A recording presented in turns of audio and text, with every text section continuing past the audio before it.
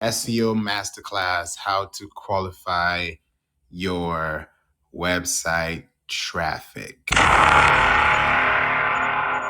Thank you for joining. Thank you for being here. And thank you for always listening to the We Don't Play podcast show in the Marketing Club on Clubhouse, across different stations, different networks, different places, different connections. And we're listened to in over 117 countries.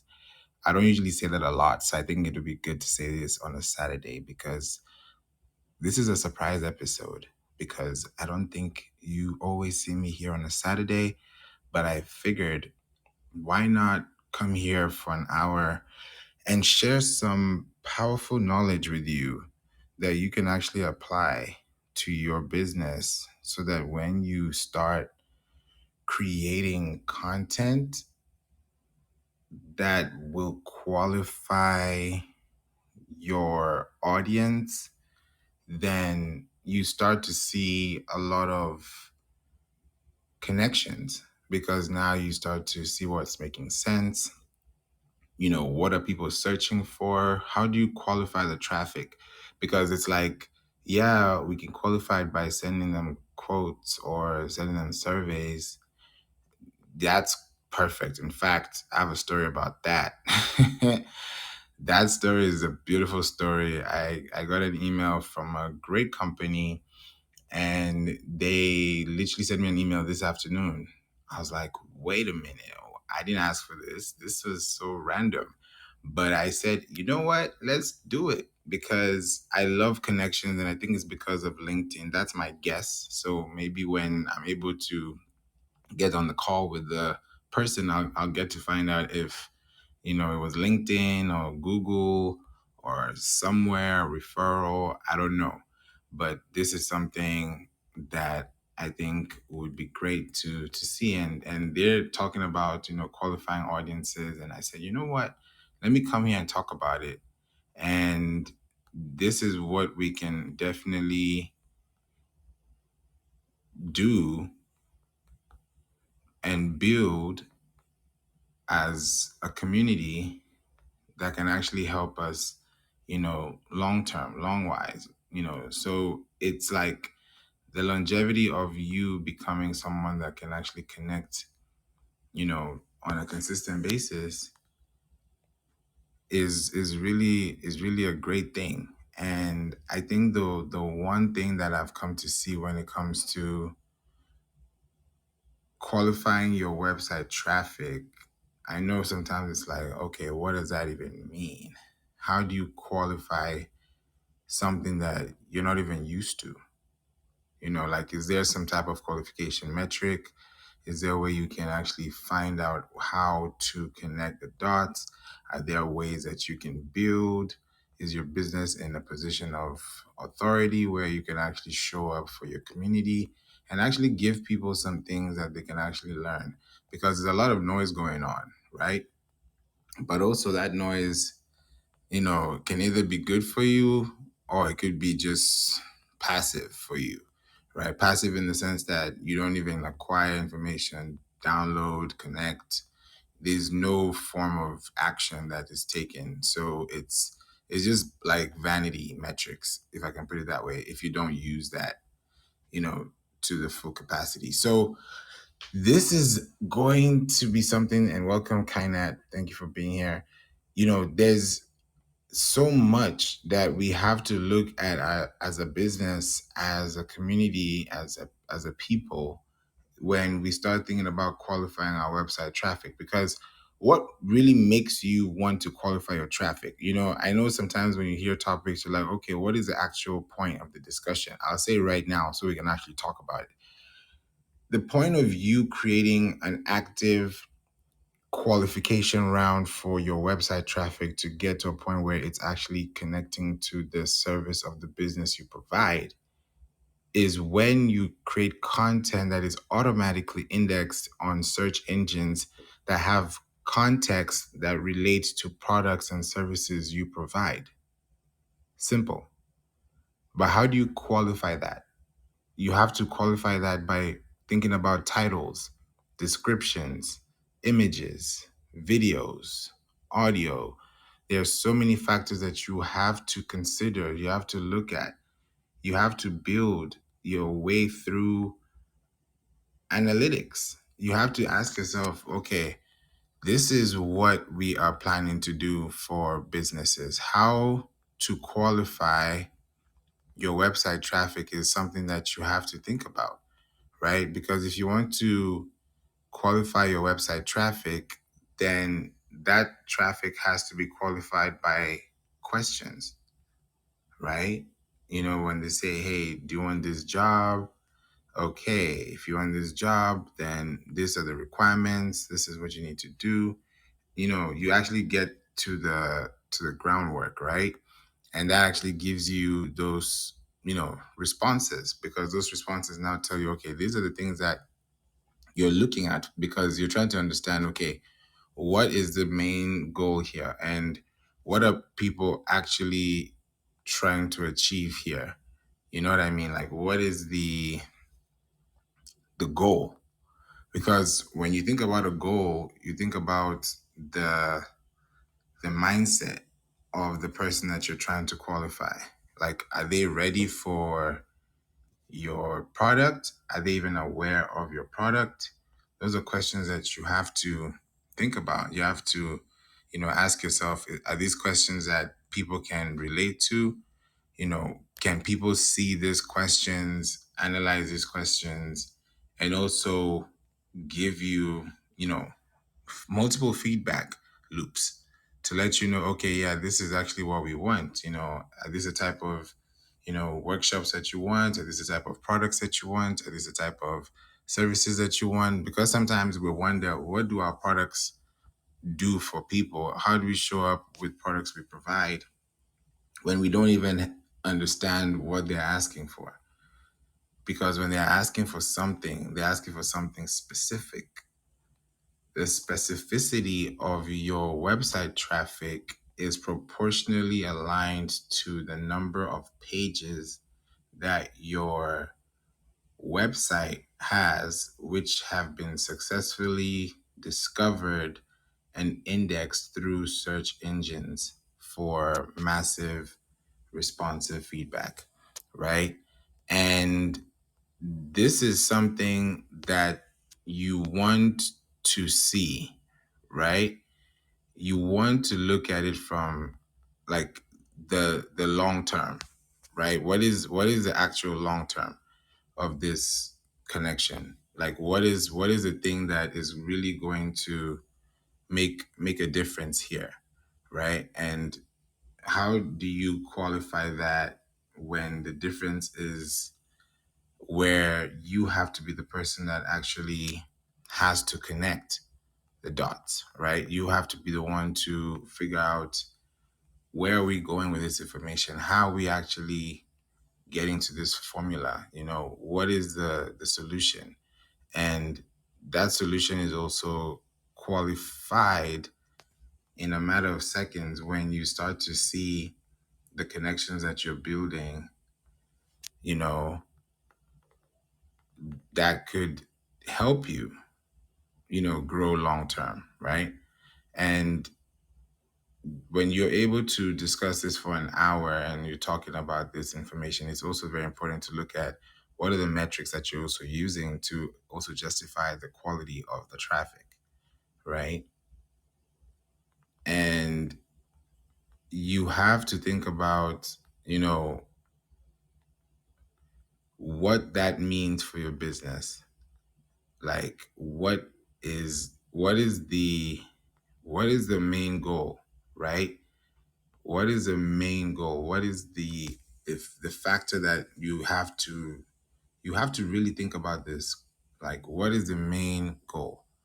And if there's a main goal for your main connections, then your connections also have to respond back with information that you can actually give back, you know, in loops. So these are the things that you have to, you know, think about as a business. And you also have to ask yourself, okay, what are we doing? How do you qualify your website traffic? What do you do to qualify your website traffic? Right. And I would say the answer to this question if you really think about it long term, right? And this is something that I am doing currently, is to involve and get into a position where you can actually start seeing where your audience is coming from when it comes to business management, connections, and then it also lets you know, like, okay, this is really the goal we're heading towards, and this is how, you know, this is how businesses ran here, which is really a big thing, right?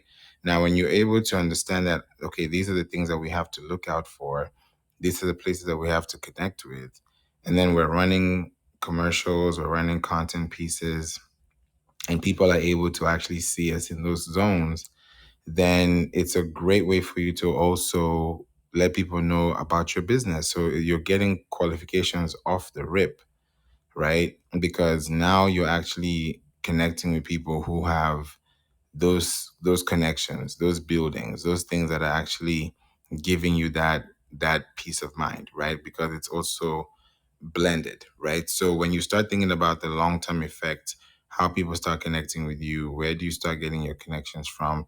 You know, what are the things that they do that you can actually contribute to their means of lifestyle, right? And that means of lifestyle has to require you to think about the articulate factors, like putting quizzes. I'm working on that right now. Putting quizzes on your site, even doing quizzes and run them as ads on Pinterest. That's another platform too. We talk about, we run ads on Pinterest too, if we need to. But running ads on Pinterest with quizzes is great. I actually did a running ad sample run, if I can say it like that. And Kroger currently have an ad going on Pinterest. And it's their, actually I'm going to go to the ad to see. So it's great on awareness because it says September is Hunger Action Month, right? September is Hunger Action Month. So help us end hunger and eliminate, waste in our communities. So they had a question. They had about 3 questions per slide, and there were 3 slides to go by. So imagine going through all those slides and then creating content around those places, that actually gives you, and your content a position to actually show up. So it's really nice to see that. Really, really nice to see that. So I said, okay, let's see how we can connect these dots in. So by putting quizzes, and then you're able to run those quizzes and see how it actually tells you more about your business, more about how people respond back to you. It really helps. And I think when people actually get a quiz, it's different. I got to see some research that was done by this company that I'm currently in talks with. And I saw their ad today, not their ad, but their app. And I saw something which was really interesting. It said, did you know people self report that they're more honest when taking quizzes than they are in real life? That's the wildest thing I've heard. I'll say that again so that you can just hear this for the second time. People self-report. Did you know that people self-report that they're more honest when taking quizzes than they are in real life? That says a lot about connections. And then with an average of, let me say this again. Did you know that with an average of conversion rate within a 40% limit or above, right? With an average conversion rate of 40%, quizzes are one of the best ways to generate leads for your business, right? So these are great places to have business conversations, right? And these conversations can really give you long term, planning, right? Because there are things that one to think about as a business and ask yourself, okay, where are we going and how are we connecting? Where are we building? And what are the things that we're actually doing to contribute to, helping us understand more about the businesses and the connections that we're connecting with. So by looking at it, it allows you to really think about your basis. Like, what is the basis of the business, right? What is the basis of where you are creating content, where you are building? What is the majority of your contribution, falling in line to when you start thinking about the long term effect, right? Because you're starting to build connections with people, and in the same connection that you're building, you're also thinking about, where you can help more people, right? Because I think even for me, I'm noticing that where a lot of people need help just from data, right? These four sequences, right? If you do, data, it's really dollars, currency, value, cash flow, positive, and being in a state of, openness to really create something that is big. Because the top industry that people check my profile are advertising services. So people need advertising services. And I think what I'm probably going to start doing is shifting it. Yeah, marketing is great, but I think advertising is the fun part because you actually get to see people's reactions, expressions, their feelings, what they think, and where they actually connect. Because when you start looking at, where most of the people are, and what they do, then it also helps you know how you can also make your presence felt, in those areas. Because now you have to think about like the consistency and quality, the consistency and efficiency, the consistency in just getting you in a position where you're like, okay, if I can be able to be on these positions and get these places, then there's a lot of things I can be able to do. And that can also give me long-term value. So if you want to qualify your website traffic, the major goal to consider here is to qualify your traffic when you use your website, right? Qualify that traffic by, this is very important, qualify your traffic. Welcome, Donish. Qualify your traffic by pre-qualifying them. I don't know if that makes sense, and I'll explain. You need to qualify your traffic by pre-qualifying them. So you pre-qualify them by asking them questions. This is something that I always do when I'm getting on a call, on a Zoom call or any call, because the questions that you fill in the blank are the answers, and the answers you give really are the ones that really dictate the flow of the conversation, on that call. If I leave it blank, then I'll have to spend probably 5 minutes to understand what we want to talk about. But if I have a pre-filled and fulfilled questionnaire and with answers that are filled in that I can actually look at, then now I can look at them better and see how I can solve your problem faster.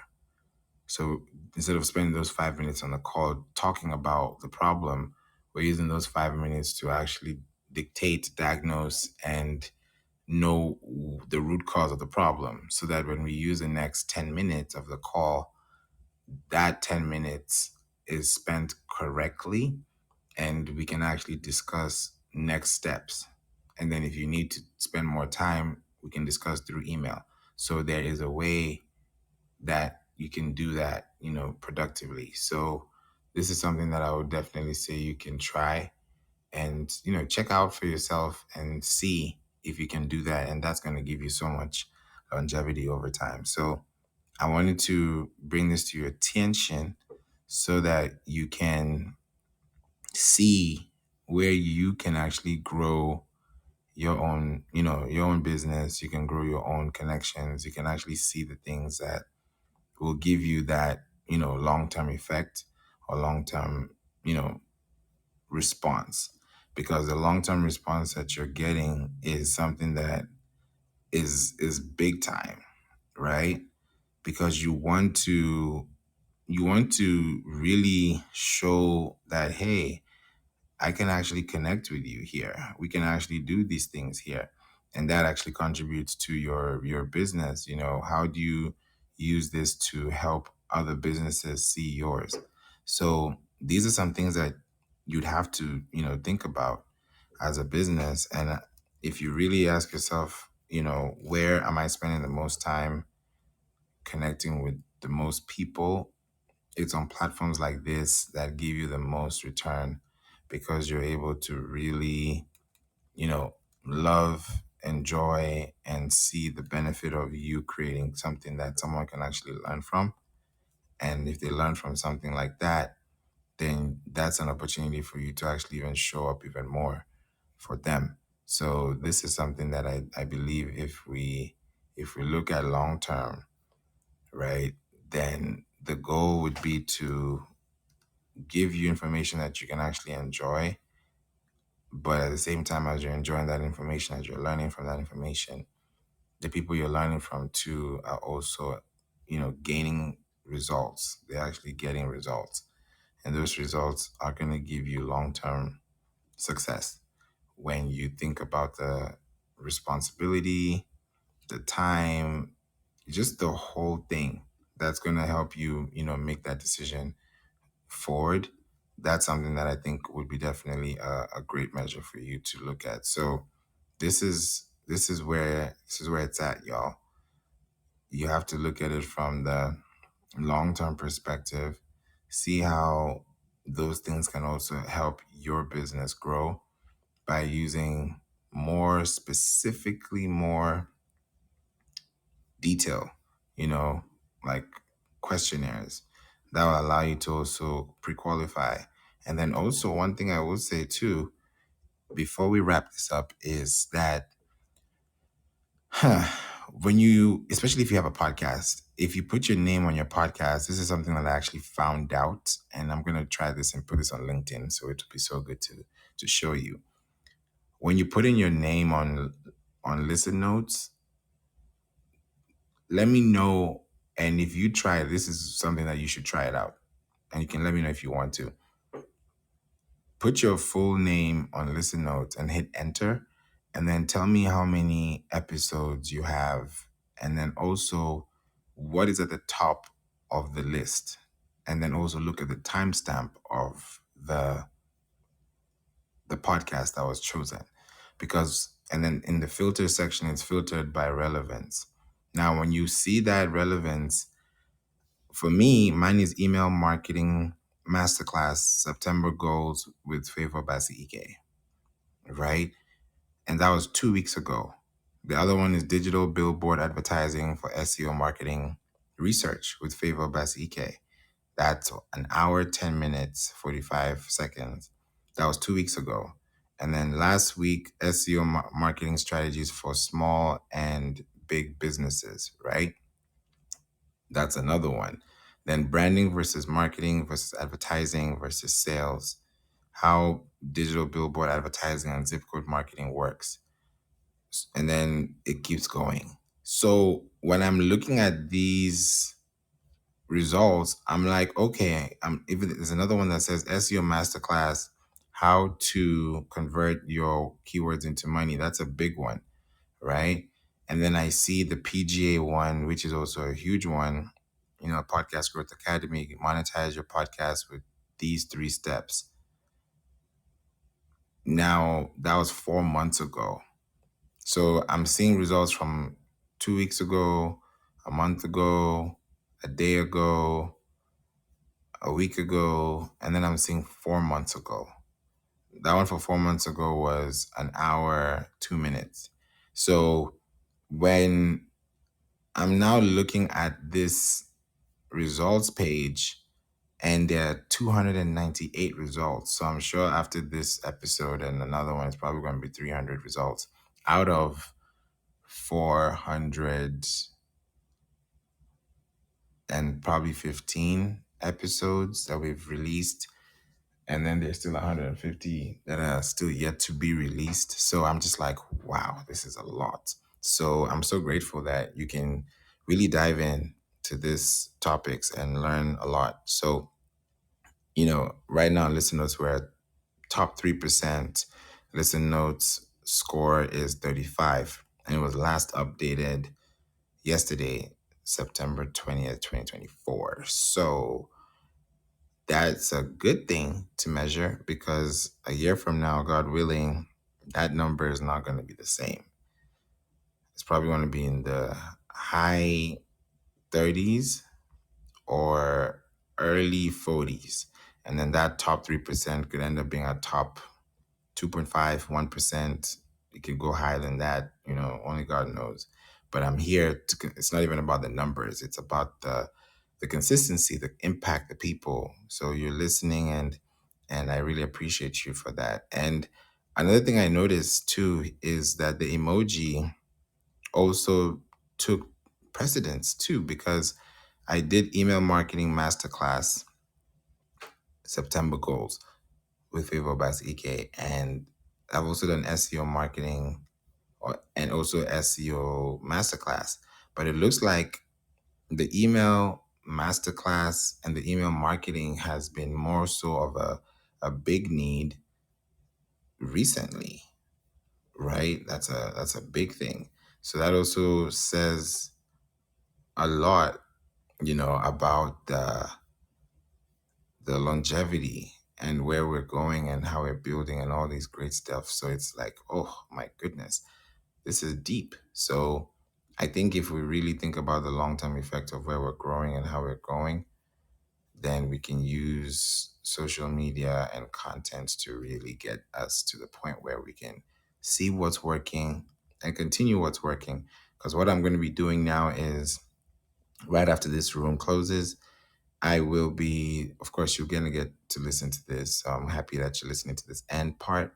And you'll see that I'm going to start doing, I'm going to start doing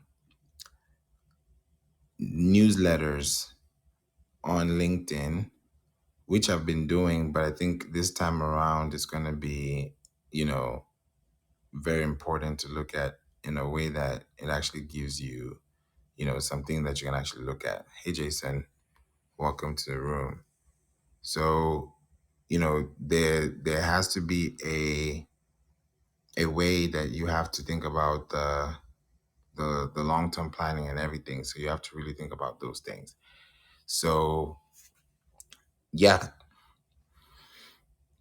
it's been great, and I'm excited that I've been able to be here to help you and give you some, insights, some knowledge, some feedback, and that's also something that is, long term for your business. So we've covered a lot. We've been here for a while. We've been here for a while. So welcome, Shay, as well. Thank you so much for being here. You know, I'm excited about the room. I'm excited about how you guys are listening, you're connecting, and we have a lot we've talked about. I've been in this room for how long? 30 minutes, and it's been very quiet. It's like, okay, maybe people are outside today. Hey, Husan, welcome, and thank you again for that opportunity. It was such a great honor and pleasure, connecting and, helping a lot of people out there as well. So thank you, thank you, thank you, thank you. Appreciate that. Yeah, so qualification is a great thing, and you have to start thinking about like ways that you can start impacting your connections and doing it from a point of, response, because now there's getting to a point where we have to think about how we position our content, where we show up with content, and what are we actually saying when our content is out there. So now there's some things that I'm actually starting to do that is going to be interesting. And I think let me say it like this.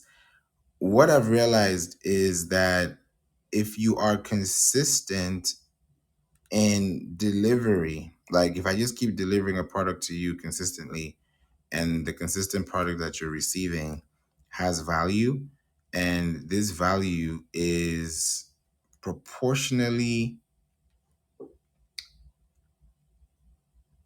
advantageous to your bottom line long term, because you've applied the principle of just getting the information out, even if it's a short message, that information has been received. It's like a message in a bottle, right? So if I can give more and help more people understand how they can also get into more spaces in a community, I can say like this, in a community that actually has a lot of information that people can provide, and the people can provide this information with content specifically to what their needs are.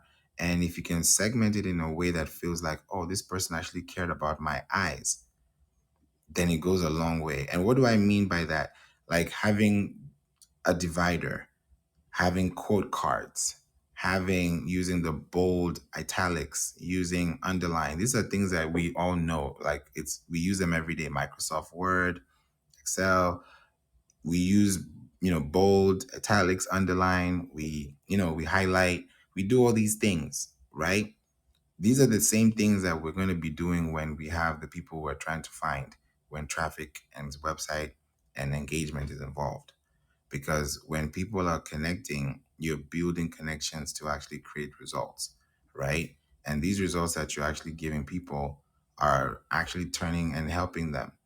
They're actually helping them, because you show up with one thing, you say like, okay, let's talk about this.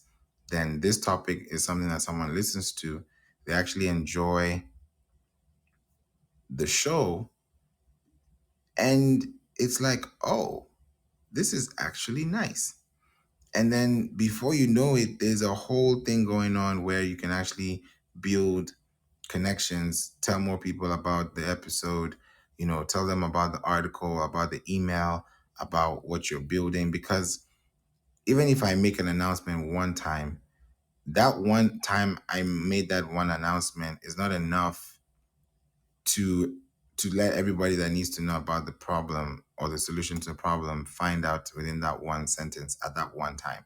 So it has to be accelerated over time. There has to be some type of consistency that's going to allow someone to feel like, okay, this is actually what we need to do. This is what we need to solve. If we need to solve this problem, then how is this problem solved? We got to solve this problem by actually creating awareness.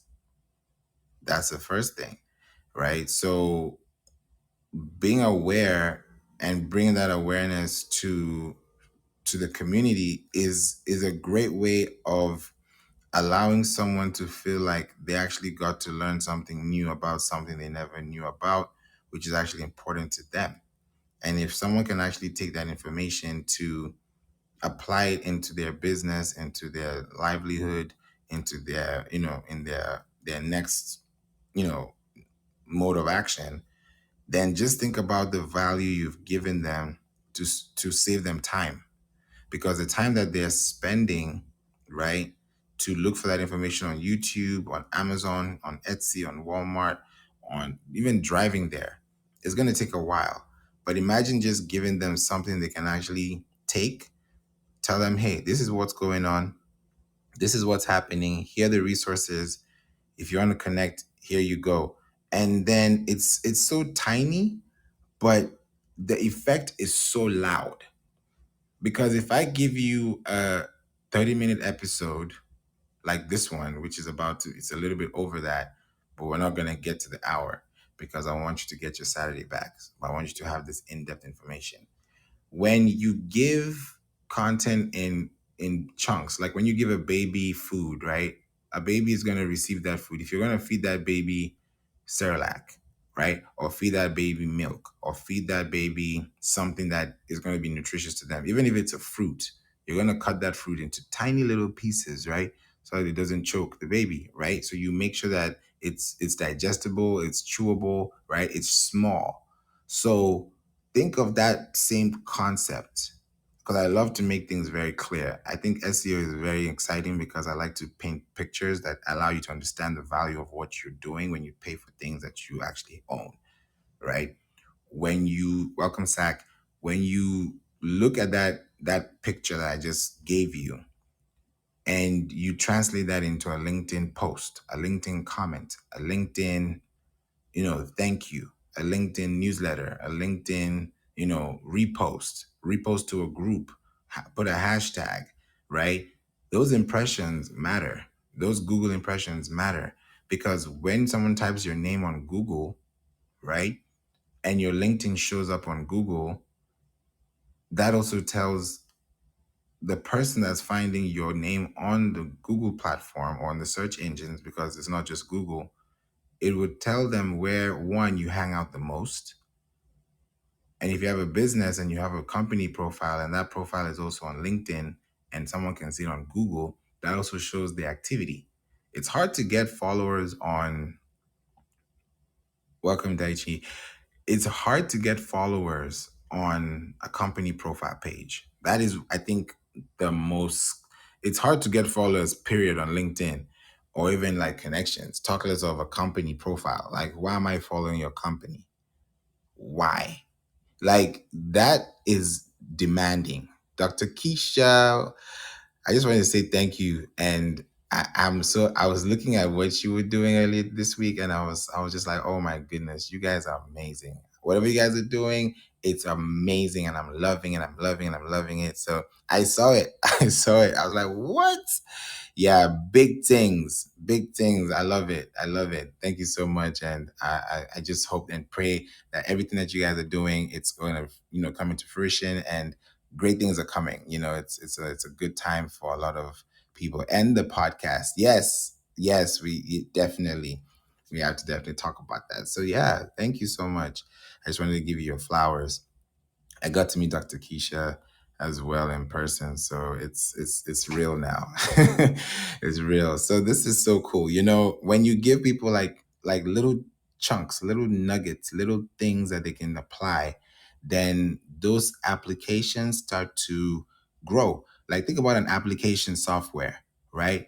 From idea to application or from idea to execution goes through a period of things. From a caterpillar to a butterfly, it's going to take a couple of things, right? So if I'm going to give you that biteable, sizable chunk, small chunks of content that you can actually take home, then it's better for you because you can actually enjoy it. But here's the thing, it's a weekend. So now you have enough time to binge content, watch movies, binge on series, catch up on your shows and all that good stuff. So when you start creating commercial content on the weekend, you start to actually add branded value to your business. Because if you send an email on a Saturday or a Sunday, the open rates, the click rates, the activity rates is crazy. I've done some testing and it's wild, right? Now we do digital billboards, and zip code marketing. So we really understand the consumer behavior trait before you even supply or demand anything from any consumer, because you want to know who you're connecting with, right? Your audience is key. That's why a lot of businesses, corporations pay a lot of money for R&D, research and development, because they know the value of that one statement or that one marketing tactic or that one marketing mix, because those things move. If I change the marketing formula for this business, we're probably going to lose 13%. We're going to gain 18% year over year. It depends on what you do. How do you consume? How do you relate? How do you build? And now I'm talking about how to qualify, because anyone can get website traffic. Anybody. You can run an ad right now and get traffic from anywhere in the world. Like, it's not easy to not do it. It's possible, but the possibility of you getting to that position of authority is now when you say, okay, I'm going to post this on LinkedIn. I shared this room on LinkedIn. I shared it on I shared it here and here. I connected and I said, okay, you know what, let's see what we can do, because I feel like when I'm looking at the numbers and I'm seeing what's happening, it's like I have to make sure I'm also documenting this so that I can help other people that are also connecting. Success leaves clues, right? So as I'm speaking to you right now, I have the SEO 101 marketing newsletter on LinkedIn. And the last time I posted something there was when that was August 12th, or was it August 13th this year, last month. And that was when I did a 5 hour room here on Clubhouse. I did a 5 hour room to celebrate 5 years of the podcast. 5 hours. It's out there, right? Nonstop. I don't think I drank water that day. I said it, and it's so crazy if you really think about it. And it's quite interesting because you don't get to do this in any other way. You can document on Instagram or Facebook or LinkedIn. You can, but you need a source file. And that has to be either text, audio, or video. It has to be your website with a blog, a website with a podcast, a website with a YouTube video attached that people can drive traffic to, so you can actually collect first party data. Because you're living on rented property when you spend amounts of energy on a platform you don't own, gather traffic, but you can't qualify them or even pre-qualify them with putting them in a position of actually understanding what they need as a business. So there's so many things to factor in when you're looking at the long-term, play. Like, what are we doing to solve this problem? So with this SEO one-on-one marketing newsletter I have on LinkedIn, I'm about to do another, newsletter today, but I realized I'm not, and I think about the word newsletter. Let me just say it like this real quick.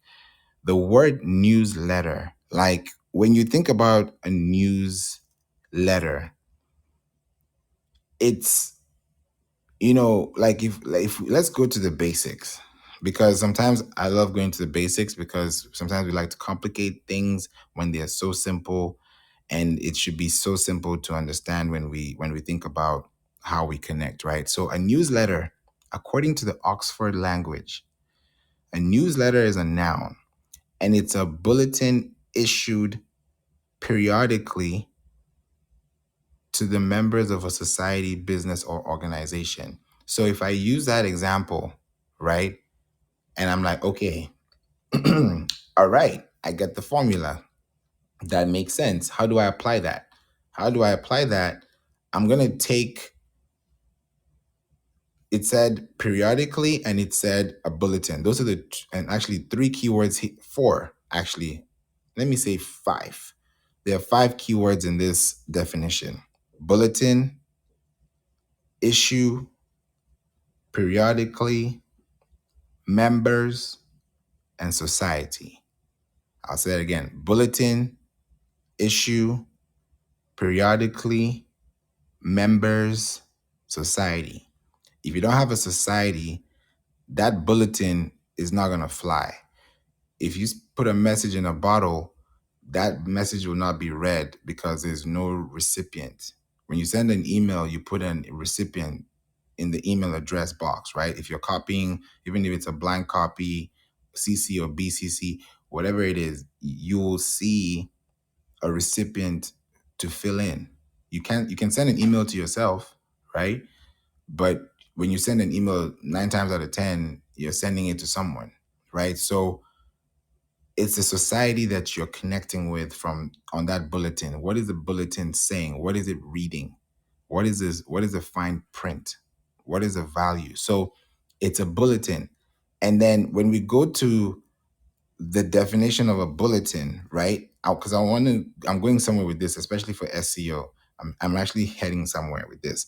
A bulletin is a short official statement or broadcast summary of news. Now, if I tell you headline news, something happened, that headline news is not enough for you to just sit back and be like, okay, headline news, got it, gotcha. No, that headline news is a headline. So there's a head, there's a shoulder, there's a knee, there's a toe, right? So there's going to be a way that you have to disseminate and transfer information by hearing the news, the headline news, and then taking that short news that you heard, right, and applying it to a broadcast summary, meaning that there's more to the news, there's more to the headline.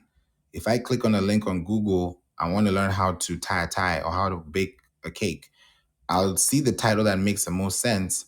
The one that even says with pictures in there in brackets might even get more attraction because you're leading them on. You're leading them into a place of promise that you say, I'm promising you that when you click on this link, you're going to get you're going to get tutorial pictures, or I can say tutorials in picture mode, right? Excuse me, that you can use for your business to get more visibility. Because if I go to website A and I learn how to bake a cake, I'm like, great example. Very simple English, very readable, no rocket science. It's straight, it's simple, it's black and white. Website B has maybe the same kind of content, but they now have pictures to take you through the process. Now, if I was in that creative company, or if I was working with that business, I would take the pictures of that, how to bake a cake, and take all those pictures that you have as a blog and turn that into an ebook, a PDF. So you recreate, you're like creating something out of what you've already modified. So you have a list, you have a blog, that's check. Then you have a PDF, that's check, right? That's two for one, right? So then if you want to do a triple threat, right? You now have a podcast or video to support your audio. And now you have information that people can hear, they can see, they can read, and it's quick. So if it's a bulletin, it's a short official statement. So if I'm doing a LinkedIn newsletter, people do LinkedIn newsletters, and sometimes I'm like, why is this thing so long? Like all this information that you're giving should be on your website, and then you should take a quarter of that information and let them have a short bulletin. Like you want to have the quickest reaction to in speed, right? Money loves speed, right? Light loves speed. So if you want to be fast, websites love speed, algorithms love speed, right? So and we want to be first place, right? The Olympics just came. It was just no, it was just the other day, right? So if we want to be first place, we have to be the fastest. How are you the fastest? By one, making sure that your images are not in megabytes, then kilobytes. Sometimes we build websites we don't even know where it was built, right? Those are things that we do. We make sure that, hey, these are things that are going to hurt you. Yeah, you're paying for a website, but you don't even know you're getting hurt in the process because the website you told me or you hired me for, now I'm uploading images that are 3 megabytes each, and you have 30 products plus your about us plus your blog pages. Before you know it, you're on overload, and then you can just go crazy, and then it just doesn't work out for you. Husan, great question. You can go to compressor.io. Compressor.io is a free website, compressor.io. Go there. The limit is 10 megabytes. You go in there, you convert that into kilobytes, you upload that download into your email. When you even send emails, that's what I do. This is best practice. I'm just telling you guys what I do because I don't know how else to say this. I can't put this on Instagram and tell everybody. So this is why I'm saying podcast, audio, it's easy. I'll say this, it's gone. I'm good. You can listen to this a year from now and still get the same information because it's evergreen. So when you do this, you are creating a cycle of events that allow people to experience and actually do it better. Because if I gatekeep that information and say, oh, no, you got to pay me $5 to say that, that's not of any benefit to me. I'm actually giving more because now that you're going to do that, you're actually helping the algorithms work better because we are all together as a community. We're all on websites, we're all searching, we're all uploading, we're all downloading. So it's not just you. If I just keep this to myself and I'm the only website, I'm not the only website. So why am I keeping this? So when you use the same tools I use and you can actually use them and actually speed track your success, you're going to see a huge thing. Like for us, I started making those changes. Now we get on average, the highest I've seen this year is our email open rate was 79.8%. And we had about a click rate of about 40%. And that's because of image uploads, because of tweaking those things, making sure we're not giving them too much text. Like there's something called HTML to text ratio, just like there's a debt to income ratio. I think of websites and domains like credit in a way, financially. Like the longer you have a longer credit history, or a longer line of credit, right? Or a longer history or credit history, the more, banks can trust you, investors trust you, lenders, the whole thing, right? It's business, a business room. So if you apply that same concept to your website, you ask yourself, okay, I've had this business for 10 years. Do I have a 10-year link? Or even if it's not, sometimes, let me just be very open-ended with this, right? Even if you had a business running, like yesterday, if you see my LinkedIn, my business from ideation phase turned 11 yesterday. September 20th, 2024, it turned 11. And it's from ideation phase, right? There's so many things, from selling t-shirts. Like I wrote it down. It was so funny. From selling t-shirts, and now I'm selling systems, right? Helping businesses with AI and with content, with SEO, with podcasts, with Web3. Like we need to protect our data. Like we need to we need to protect our data. This is something I'm so big on. So it's not just the SEO glam. It's like, this is real life. So when I'm giving this bite-sized information to people, they can feel like, okay, they can connect. Thanks, Husan. Appreciate you. You have to look at the value in exchange. You have to think about that. I got an email today from a company in San Francisco. Let me just tell you guys a story. I got an email today. I was not even on, I was literally minding my own business. And yeah, there we go. I'm seeing the email at 12:49 p.m., 2 hours ago, Central Time. I get an email. Hey, Favour, hope all is well in your business. Would a partnership plus affiliate link with this company further your goals? If now is not a good time for you, let me know when's the best time to follow up. So it's kind of like them saying, we're not letting you go. As always, let me know if any questions come up. Excited to, possibly collaborate. So I said, huh. And then I looked at the signature. I'm like, this is a real company, and this is in San Francisco. So I checked the zip code, and when I check the zip code, I go into my thinking mode on, because whenever I do zip code marketing, I want to know, okay, what is it? What businesses, commercial, residential. Like that's how I even got to get the home I'm staying in, because I actually did research on my zip code before I moved in, so I can know exactly my community. Like I go deep into intelligence like that. So I want you to do the same thing for you too. So I went into the company. I was like, this is cool. So I set up an account, and I'm going to be talking with them possibly on Monday. I don't know. I responded an hour later, so it's still early. It's weekend time, so everybody is busy. But for me to get an email on a weekend said that she had to send this email ASAP. So, and I'll be talking about it. You guys will hear about it on Clubhouse when I bring it here next week. I'm hopefully thinking prayerfully that she will connect with me back by Monday, so that by the end of this next week, I can actually use this platform, because it got me thinking. That's what actually made me open this room. This email made me open this room. That's 100% transparency, because I was not planning to have a Saturday room, right? I'm heading for a birthday party for a friend, and I was like, okay, it's later in the evening, so I have some time. I've done some work. I've connected with my team. We have our schedules ready for next week to now start shipping out websites. We have new websites we have to start building for clients. So we're on a consistent flow. So I'm like, okay, I have about an hour, 2 hours. Let me jump on Clubhouse. Nobody was in this room for the first 30 minutes. It was empty. I did pings. I put on LinkedIn. I like, maybe this is the time for me to just, enjoy it. But now I was like, okay, people might come in, they might not come in. Someone's coming in now. So, hey, Nicholas, welcome. So you see, I was just here minding my own business.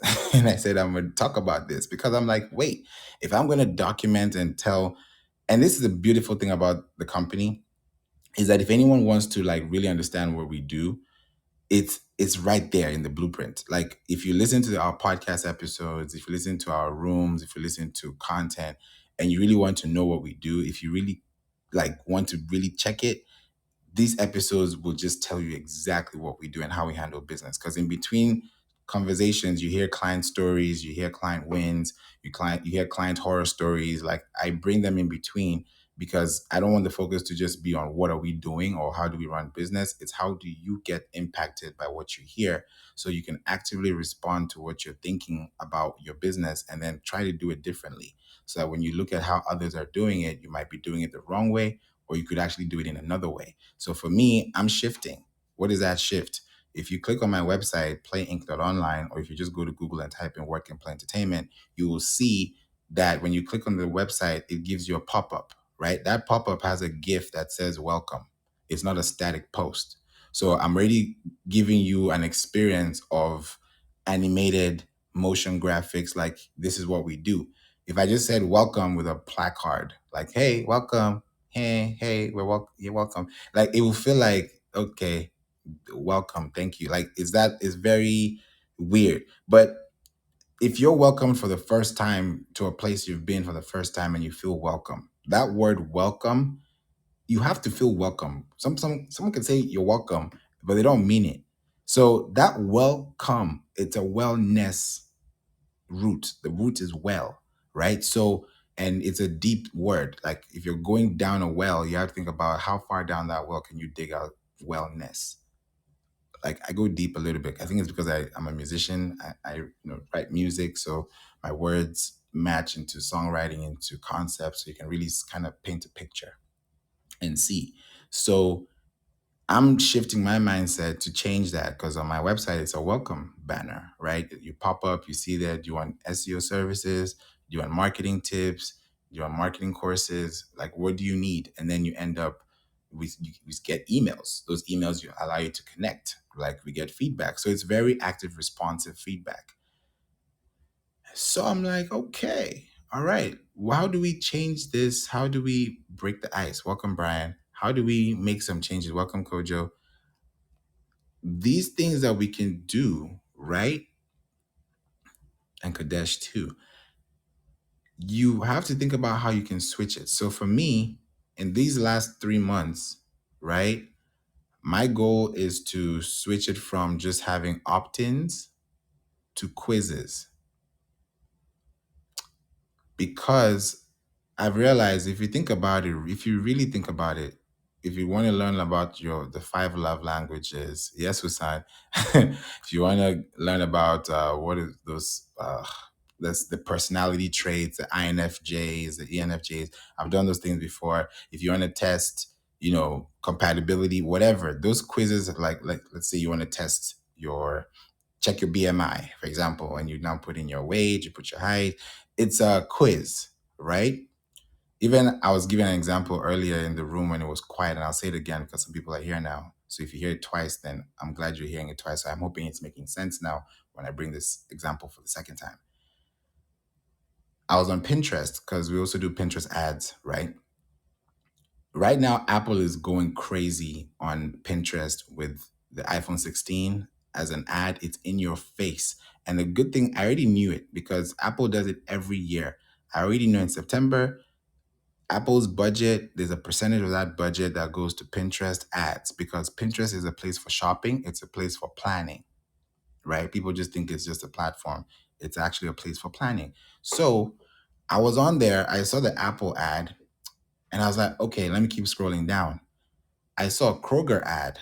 I was like, okay, Kroger, what are we doing here? So Kroger, instead of them just saying, hey, welcome to Kroger, buy your groceries, this and that, they said, no, we're going to do it differently. They did a quiz, and I actually took the quiz. And I was like, this is very interesting because I know that Pinterest, you can run quizzes on Pinterest, but you have to run quizzes that actually make sense. And Kroger, their business, if you look at their ads, they're all on animation. So if you also think about your business, are you going to get, I'm going deep today, I don't know why. If you look at all these companies, Meta, Kroger, big companies, and they use animation, that screams a lot. Like it's a lot of thought process into that creativity, especially if you have a mascot, Aflac, you can see that you know what that is because it is giving you that persona. It's giving you that that piece that actually adds to the puzzle that fits the puzzle, right? So Kroger, they did an ad where they actually did it in a very nice way. They said September is Hunger Action Month, and you see the animated figure holding a box with bananas, with bell peppers. It's zero hunger, zero waste. And then they're saying, help us end hunger and eliminate waste in our communities. So it's a great course. That's a CSR, corporate social responsibility. So even if you're running ads, that ad is dedicated to a corporate social responsibility where you can have a tax write-off as a business. So you start thinking and going in between the lines. I'm just giving you guys like top level as I'm thinking through this. So I'm like, okay, let me do the quiz. So I hit on the quiz and they say, what's your go-to dinner? A quick grab and go meal, a new seasonal recipe, or a fridge clear out meal? You answer the question. Then they have another question and then another question. Then it will tell you your results. So my results said that I'm a mindful meal planner. And it said 40, and I was so shocked about this because how you qualify, and I'm giving you guys real life examples here because I want you to see how you can apply to your business when it comes to not just quizzing people or asking people for information or just requesting information, but that information has to have value that by the time they leave, let me put it this way. If I give you my contact information, I should leave with some knowledge. Not even like even before the email comes, there should be some type of insight that has allowed me to know, okay, there's something that I didn't know that I'm aware of now that is different from what I used to think about. Because when I answered that question, now Kroger gave me a little bit of some schooling, which was really nice. They said, which I never would have ever found out if I didn't participate in this quiz. And it's very specific and it actually allows Kroger brands, Kroger, because I'm qualified to be there because I have a Kroger card, right? Because I shop with Kroger and there are points. So why would I not do a quiz on Kroger? It's going to take me 2 minutes of my day. That's nothing. It won't cost me. If I have time for it, I will make time for it. So it said I'm a mindful meal planner. And now this is when it shocked me. It said 40% of all food that is grown and harvested is never eaten. I did not know that. Now, they said to help reduce waste, every one of our stores and Kroger stores rescues surplus fresh food to donate to local food banks. And you can do your part to reduce food waste in your home by stretching your grocery haul. So that to me was alarming. I was like, huh? What? I did not know 40%? And then that's a lot. That's a lot of food. That's a lot of food that people somewhere could eat. So I was not even thinking about the quiz anymore. I was thinking about humanity. I was like, whoa, what is going on here? So that to me is brand awareness, right? And that way I'm like, okay, this makes sense. So now I'm qualified to even shop better with Kroger because I know their incentive, what their goals are, what their morals are, what their corporate responsibility is, what their corporate values are. You work with businesses, you don't even know what their corporate values are, right? It could be in form of merch, it could be in form of a quote, it could be in form of a mantra, it could be in form of what it is. Like for work and play, our mantra is we don't play. And we mean what we say because we show up, we make sure that we do what we need to do. Myself, my team, we're all doing this to make sure that we make sure that you look good out there on SEO, on whatever platform. So doing quizzes like this is elevating your brand to even get more insight from people. So that's what I'm looking at. And if you want to qualify your website traffic, do quizzes. If it's a month of September, October, November, December, people want to learn about something. Imagine they do a quiz, they get their result, that page redirects them to an article. They stay in the loop of your website. Now they've spent more time because that quiz could have cost them maybe 3 minutes. That article could cost them maybe 2 minutes. Maybe you have a video for 5 minutes. That's 10 minutes times the number of people that can visit your website, because there are two types of visitors. There are new visitors and returning visitors, right? Because you have website visitors. They don't live on your website. They come, they go, right? People leave, they come, they go, they come back. It's the whole thing. You just have to, be you, authentic all the time, because you never know when something could happen, so you just be yourself. So if you qualify your website traffic by simply doing those things, then you would have a cleaner list, you have less unsubscribes, you'll have less bounces. Welcome, Scott. You'll have less stress and you'll have more abundance, and your community will thrive, right? You'll enjoy your community because your community is connected. Welcome, Joe. You feel like, wow, these guys really know the brand. Like, Nike, Tesla, Apple, the dates when it's dropping. Like you're so informed that you know exactly what's going on with this brand. You know when this PlayStation is dropping, when this Jordans are dropping. Like you're so committed, you know what I'm saying, to the date. It's significant to you, it might be totally insignificant to someone else.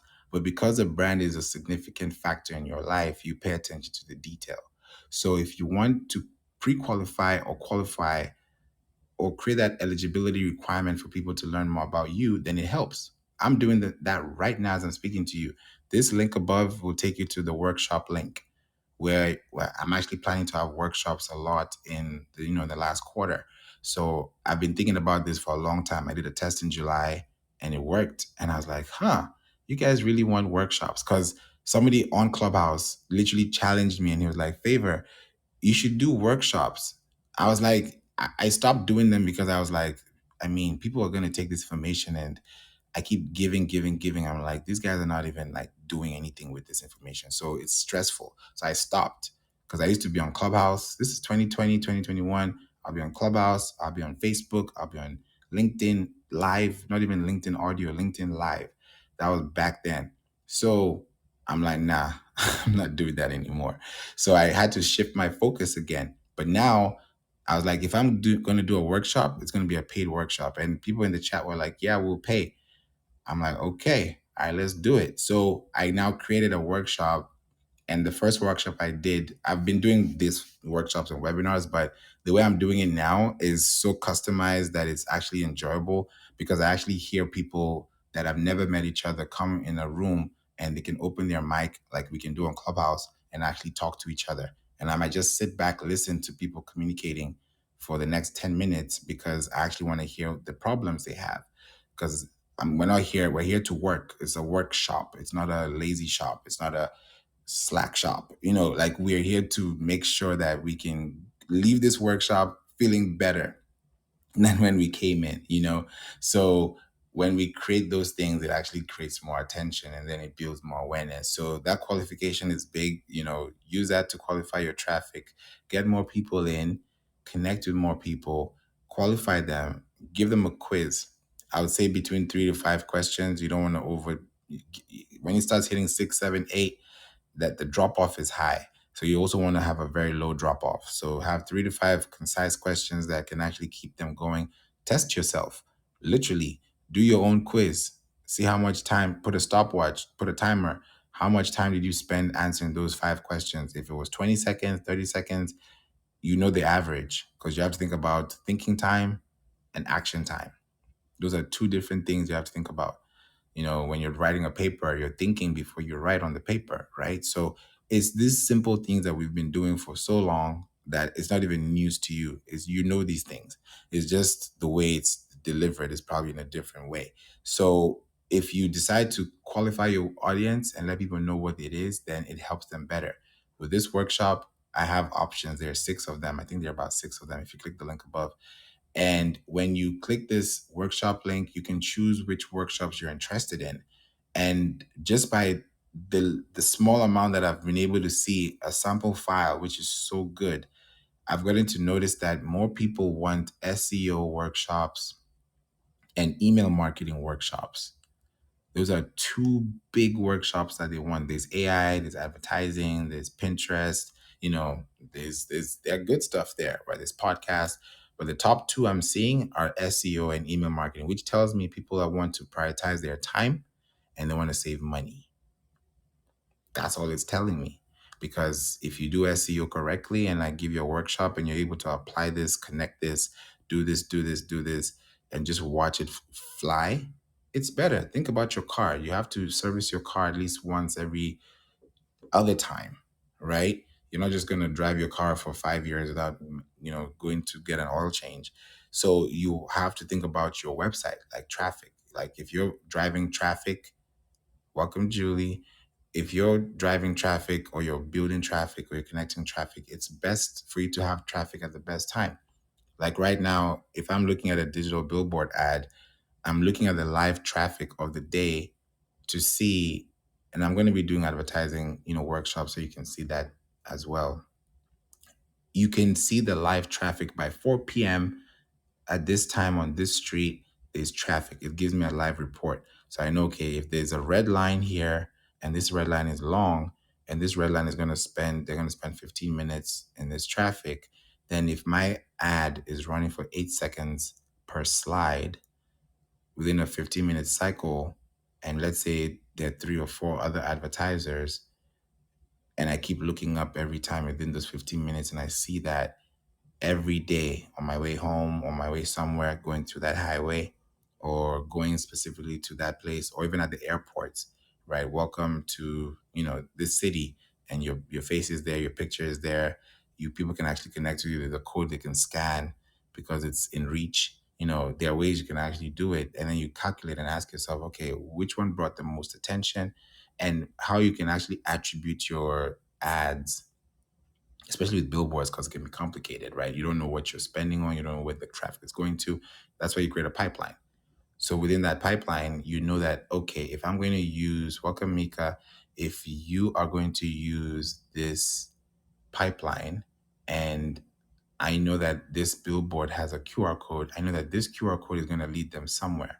So if that leads them somewhere and they leave the information, I've already preset an email that will go out to that person that leaves that contact information to let them know exactly what they're in for. Because when someone receives an email in the same succession that they actually made an action, their mindset is already preset to remain in that format, right? When you're in action mode, if you're trying to get into something, you're laser focused into that thing until the mission is complete, right? It's like an arcade or like a game, right? So if I'm gonna qualify this website traffic, and I know that out of 100,000 people walking through this website in a week or passing through this website in a week, I'm getting about 1% of them that actually do the quiz, right? So if I know that I'm getting all this traffic because I'm writing all these articles, I said, earlier, write commercial articles on the weekend because people like to shop more on the weekend. So if you have articles that people can see and you send out as emails, it also attributes to your bottom line long term, right? So if you're doing 1% of 100,000, that's 1,000, right? So you have 1,000 leads roughly, right, that you have pre-qualified. Let's say out of those 1,000 leads, 40% of them convert. In other words, they get, let's say 1,000 of them actually start the quiz, and then maybe 60% of them drop off, 40% of them drop in. Then that's 400 people out of 100,000 people, right? So if we're talking 400 people, I'm just giving you guys numbers. Of course, you can always, subjectively see it differently. But if you're looking at 400 people out of 100,000 people that came to your site, that's about 0.4%, 0.4% of the people that you could be getting, within that, let's say within that week, right? Do that again and again and again, because you're writing content, you're emailing people, you're sending it out, it goes back, it just creates a cycle.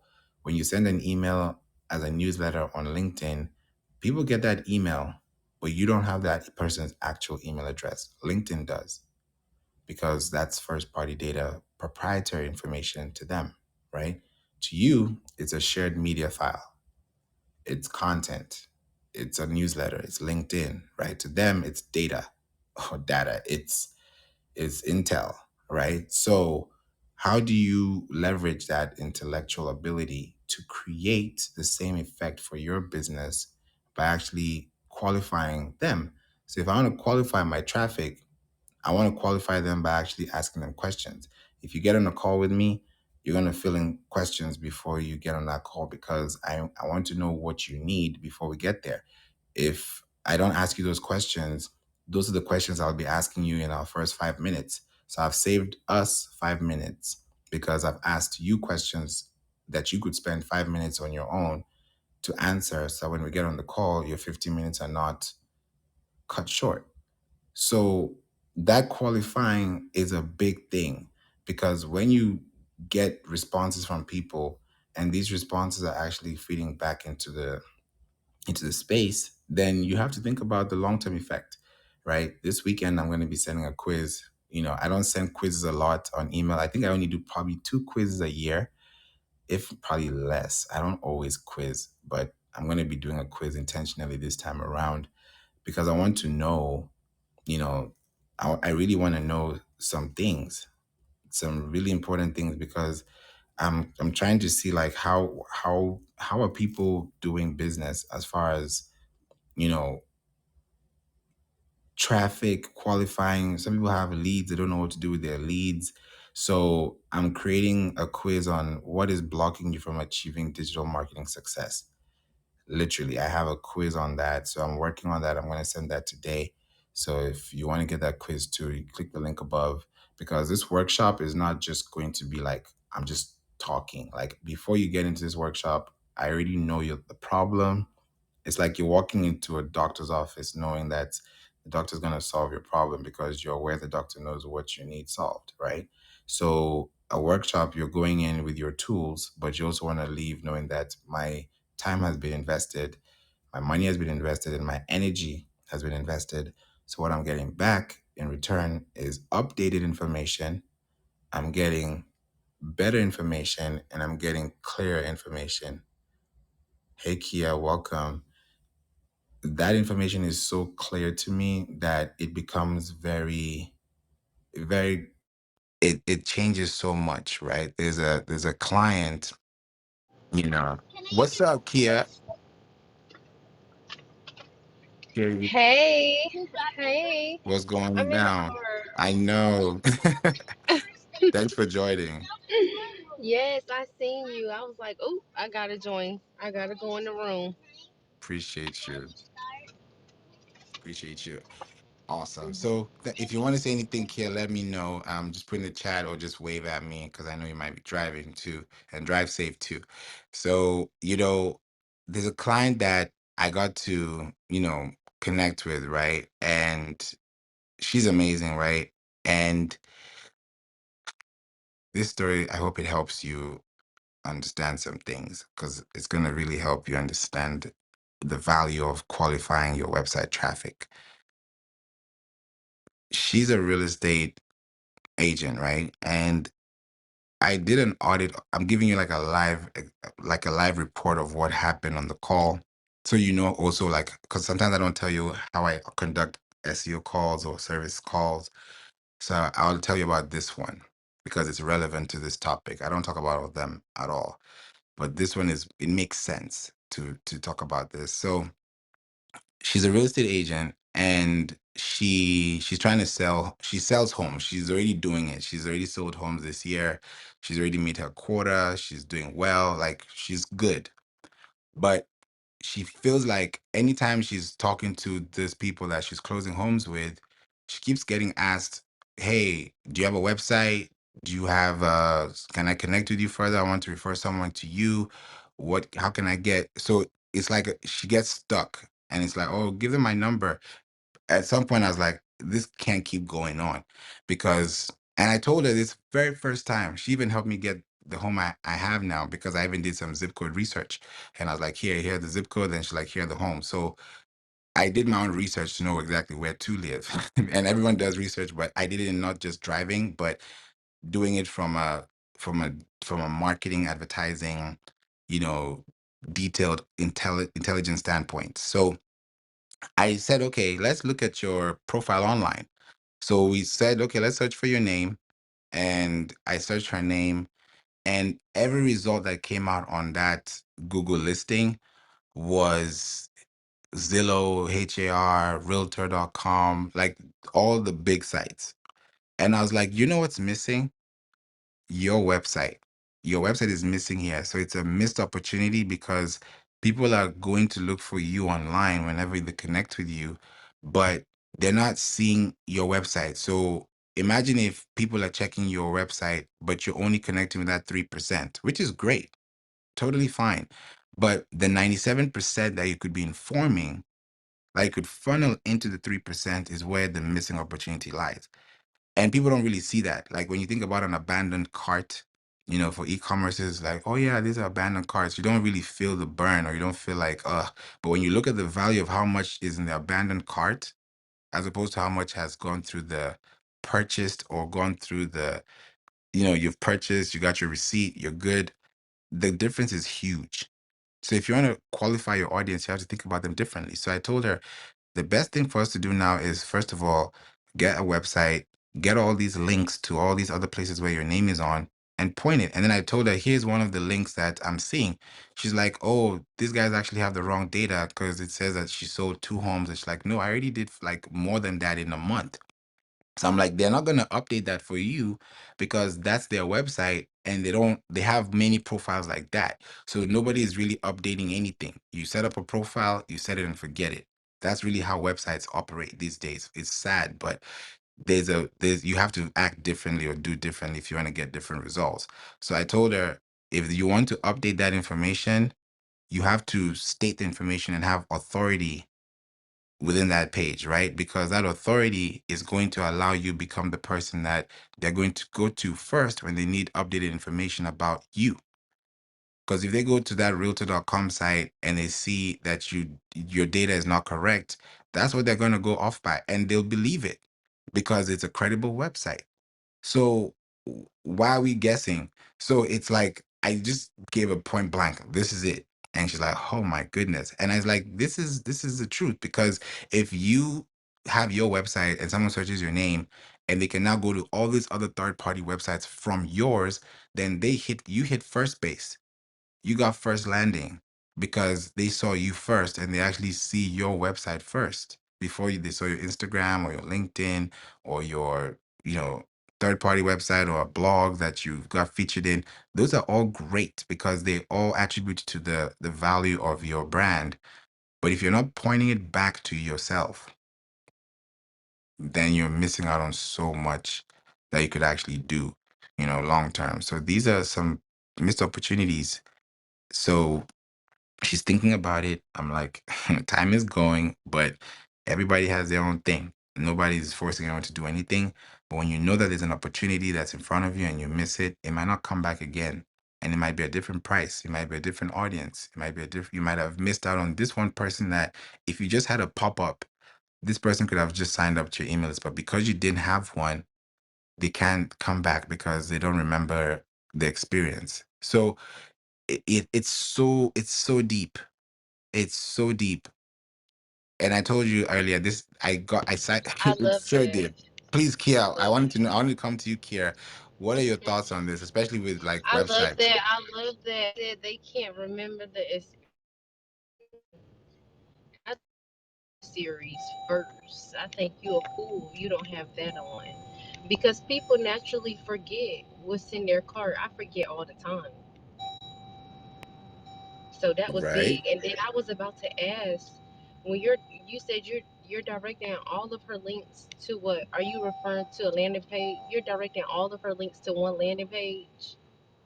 So the goal is to direct all the third party sites to her website. She doesn't have a Oh, to her website. website. Yeah, she doesn't have one. And that's what I She was doesn't telling her. have one. She She doesn't have needs one. one. Tell her call me We'll and we'll we'll talk get her here. one. We'll talk here. We'll talk because I've We'll definitely looked get at her it. a site. She definitely, I told her that that's what we're working on at the moment right now, because I was talking with my team earlier today, and we had a very deep conversation. You got a hot mic here. And the one thing that I talked to the team about, and I was telling them today, I was like, hey, we've ran through websites, like we've built. I can't even count how many websites we've built this year alone. And it gets to a point where like you're doing it so much that it's like, when you're in the back in the kitchen, you're just cooking all day. You're just cooking the same recipe, Right, same meal. right. You know what I'm saying? Like it feels like, man, when does this stop? Right. And we just say, hold on, let's look back at this website and look really and ask ourselves, okay, are we really doing our best? So I had to challenge them today, and I was like, guys, I know it's looking good, but for me to feel like this 2 weeks in a row, it tells me that we need to level up, because sometimes we get comfortable just doing things like SEO, great, check, check. Like we're so used to it. I was like, nah, we can't be comfortable. We can't be comfortable, because when you start getting comfortable, you start slipping. So, and you start sleeping too. So I said, nah. I said, let's switch this up. Let's make this a little differently and really focus on how we can make sure that the websites that we're even producing have that quality, that when someone sees it, yes, it's quality, but somebody feels like they actually put a ribbon on it.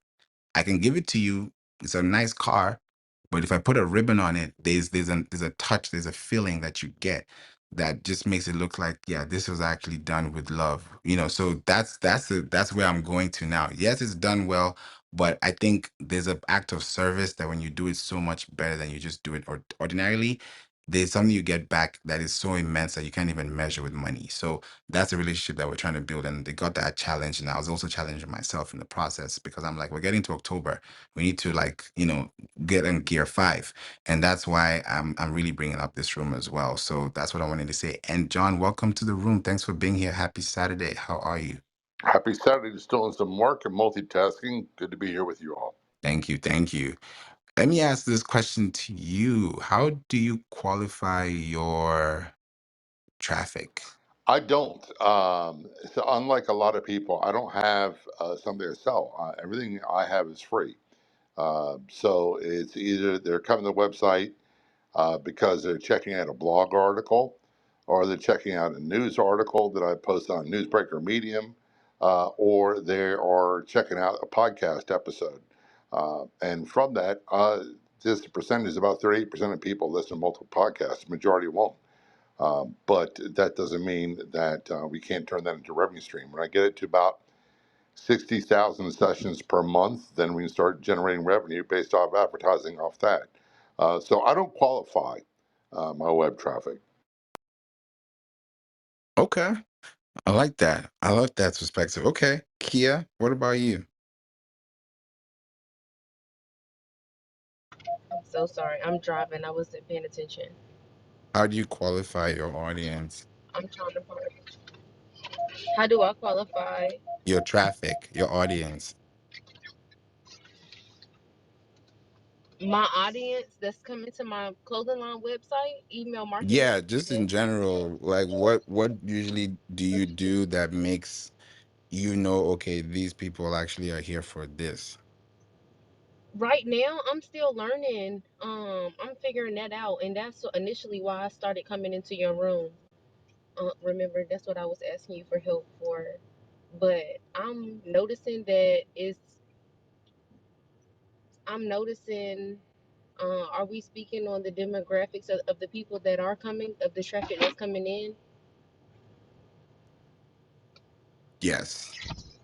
I'm noticing that it's women of high value. Like that if I were to say a word, I would say bougie, middle-aged woman, 30s through 40s, career professional or entrepreneur, six-figure range that doesn't mind spending money on clothes because they know that it's a part of their lifestyle and it helps define who they are and their personality. Okay. Okay. Yeah, I started picturing an audience now when you said that. Okay. Thanks for that feedback. Jason, would love to hear from you too. Thanks for joining. Hey, TJITD, thank God it's this decade. Yeah, I came up to learn because I used to do qualifying back um, 2000 and up to 2010, and I was doing Toronto Poets then, and I had a smaller, more well, I had a broader market actually because it was everybody in Toronto I wanted to come.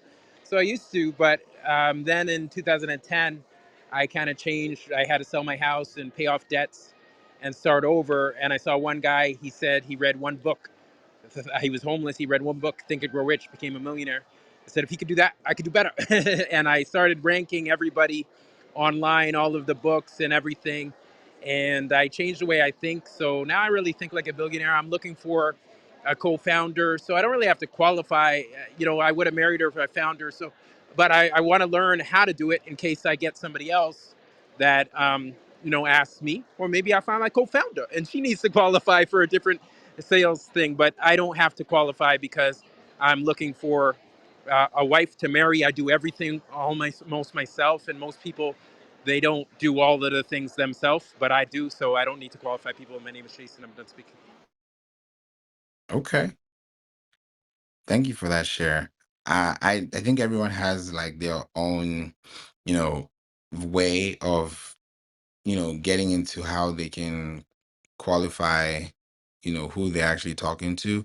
Because you can go to the middle of Times Square and run something and, you just see that and it's a little different. So the way you actually want to connect with people has to show the intentionality of, the consistency of why you're even showing up there.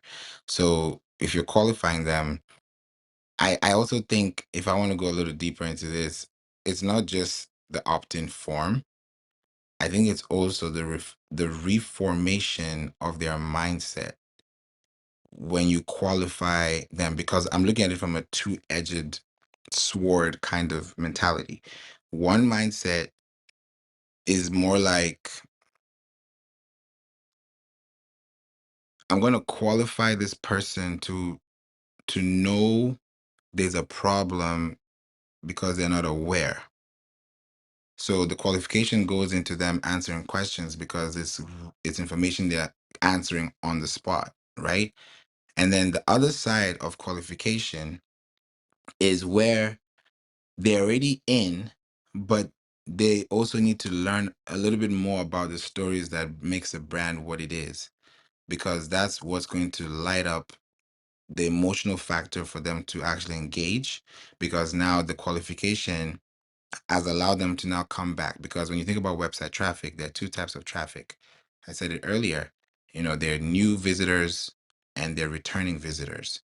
So if your visitors are returning or they're coming for the first time, they're all going to have a different experience every time they come in, right? Because that experience is something that they're leaning more towards. So if you want to qualify them, then letting them know, hey, did you know this and that? Oh, I didn't know. Okay, here we go. Now you know. And then from there, they now learn more, because there's two types of purchase. There's pre-purchase and there's post-purchase.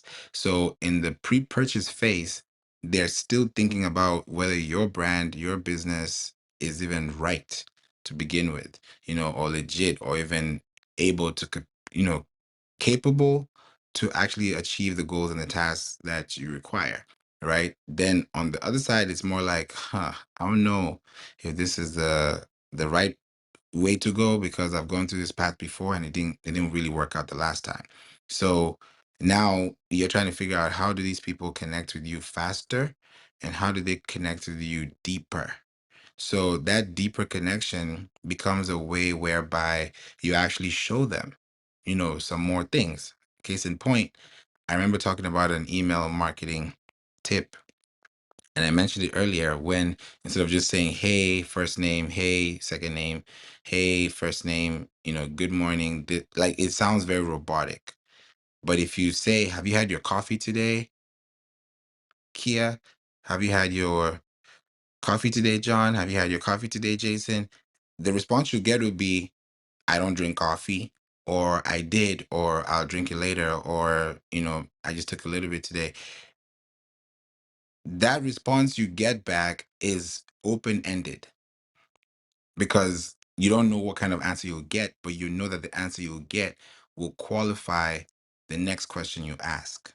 So when you start to send emails that create that curiosity, that actually it's like I'm telling you a story, but in the story, I'm telling you about the brand. That way, it's not just knowledge applied, but it's culture approved.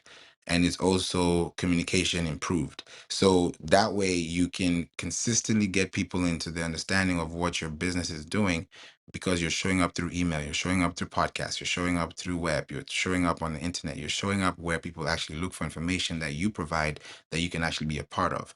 Then that way it becomes easier for you. So qualifying them is not just, oh, we need to actually ask you a few questions, but qualifying them also means that they know well enough about your brand so that they can actually stand for your brand or even know about your brand or know or think about your brand when your brand is not even marketing to them at that time. So that's how I would put it out. Does anyone have any questions, contribution to that before we wrap this up? What are some better ways to successfully do it?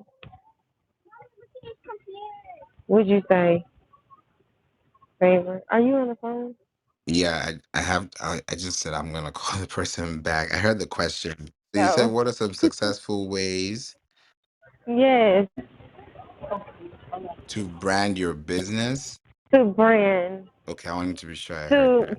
to speak. Yeah, to speak out like when you're not speaking. Ah, okay, I would say the tone. Would you say the tone? That's what I'm doing now.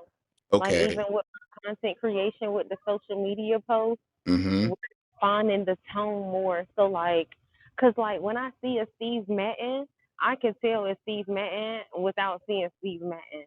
So I like how you said because it's like what, but what about that made you know that that was Steve Madden? Exactly. You know what I mean? Yeah. So the answer to that is if you're doing this with your business, especially if you are creating content like for you, I'm seeing yours is I like that it says war, but it's wilding for respect. I like that. It looks like war, but it has W4R, which is nice. Now I'm looking at your it's high end women's fashion. It's Christian owned, Deuteronomy 2012. I'm already getting to know about your brand before I even know what products you sell because of what I'm seeing, right? So that is already setting the tone of how I'm going to interact with this brand because now it's like proceed with caution. Now I know, okay, this is a little bit of a different brand. I didn't know what that meant. Now I can understand what it is. If it's high end women's fashion, then I know that if you have 45 posts on Instagram, you should have at least 45 web pages on your website that talk about the 45 individual images that you have on Instagram because you've given Instagram 45 pages that's real estate, digital real estate, because each and every one of those pages are individual pages that Instagram.com has. So it's Instagram.com slash that's that pathway, that domain is Instagram's information. It's Instagram's first party data. So if you have those number of posts, 45, then I should also have 45 individual, the same way I have 45 individual Instagram posts, I should have 45 individual web pages on Google, on Bing, on Pinterest, on YouTube. That one link, I don't have to be on five different links to be on five different platforms. I want that one link to resonate with all platforms. So when you do that one thing, then when you go to that one Instagram post, you're going to see that same Instagram post on that web page. Articles, blogs, they do this perfectly. Case in point, CNN does this. Like, you can go to CNN right now, go to any post on CNN and read their caption. You'll likely see, most likely, you'll see they'll say, read more information or click the link in our bio for more information, right? When you click that link, it will take you to a link, and that link will take you to their website. On their website, you'll now see Twitter cards, you'll see YouTube, you'll see videos, you'll see, listen to this article, you'll see an Instagram, you'll see something that's going to reference you back because they're going to give you that. That's what I was saying earlier too, with people that put LinkedIn newsletters and flood the whole LinkedIn newsletter with everything. You're missing out on real estate, because if I could take a quarter of that information and put that as a newsletter, because a newsletter is a bulletin. A bulletin is short. It's not long. So we're literally misusing the space, to be honest. Because if we use dividers, quote cards, images, embed codes, put anchor text, put links there, just make sure it looks pretty, it's decent, it's readable, it's skimmable, it's scannable, and it's indexable, with because you have content, you have emojis, you have everything that's humanizing your brand. The moment you do that and it's short, those links are powered links. Now, when somebody types the same thing on Google, they're going to find your LinkedIn newsletter. They're going to find your website, and that page will have information about that Instagram post that you made 3 years ago that is still relevant today. So because you're creating that, and the text you're actually putting into that context of the page, it allows you to still stay connected to them. So you don't have to worry about what they're saying, who they're talking to. The fact that you're giving them information that they can read. When you read to a baby, the baby responds back because of how you read it, the influx, the tonation, all those things matter, right? That's why they say that it's good to, read to babies when they're still in the womb, because it allows them to get smarter and smarter over time, so that when they actually now read, they can actually actualize those things that they were imagining and thinking and processing. So it's all into English, it's all into language, it's all into to the science, to the single molecular factor that if you can just speak authentically, but distribute in a broad way with your website, then eventually the right people will come. You know, when they say when the student is ready, the teacher will appear, that's exactly the moment that happens for you. So don't worry about them thinking about you or you thinking about them when it's marketing. Just show up. But those 45 posts I mentioned, if you don't have 45 web pages that translate to those 45 Instagram posts, then that should be your first step of action, because that way you can actually start tapping into the servers, which now allows people to find you through search. Wow, I love that. Okay, go ahead, Jason. Sorry.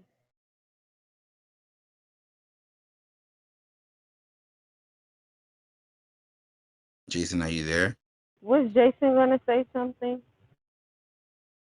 I think so. Maybe it's a network, or maybe it's, I don't know, maybe it's a glitch on the app.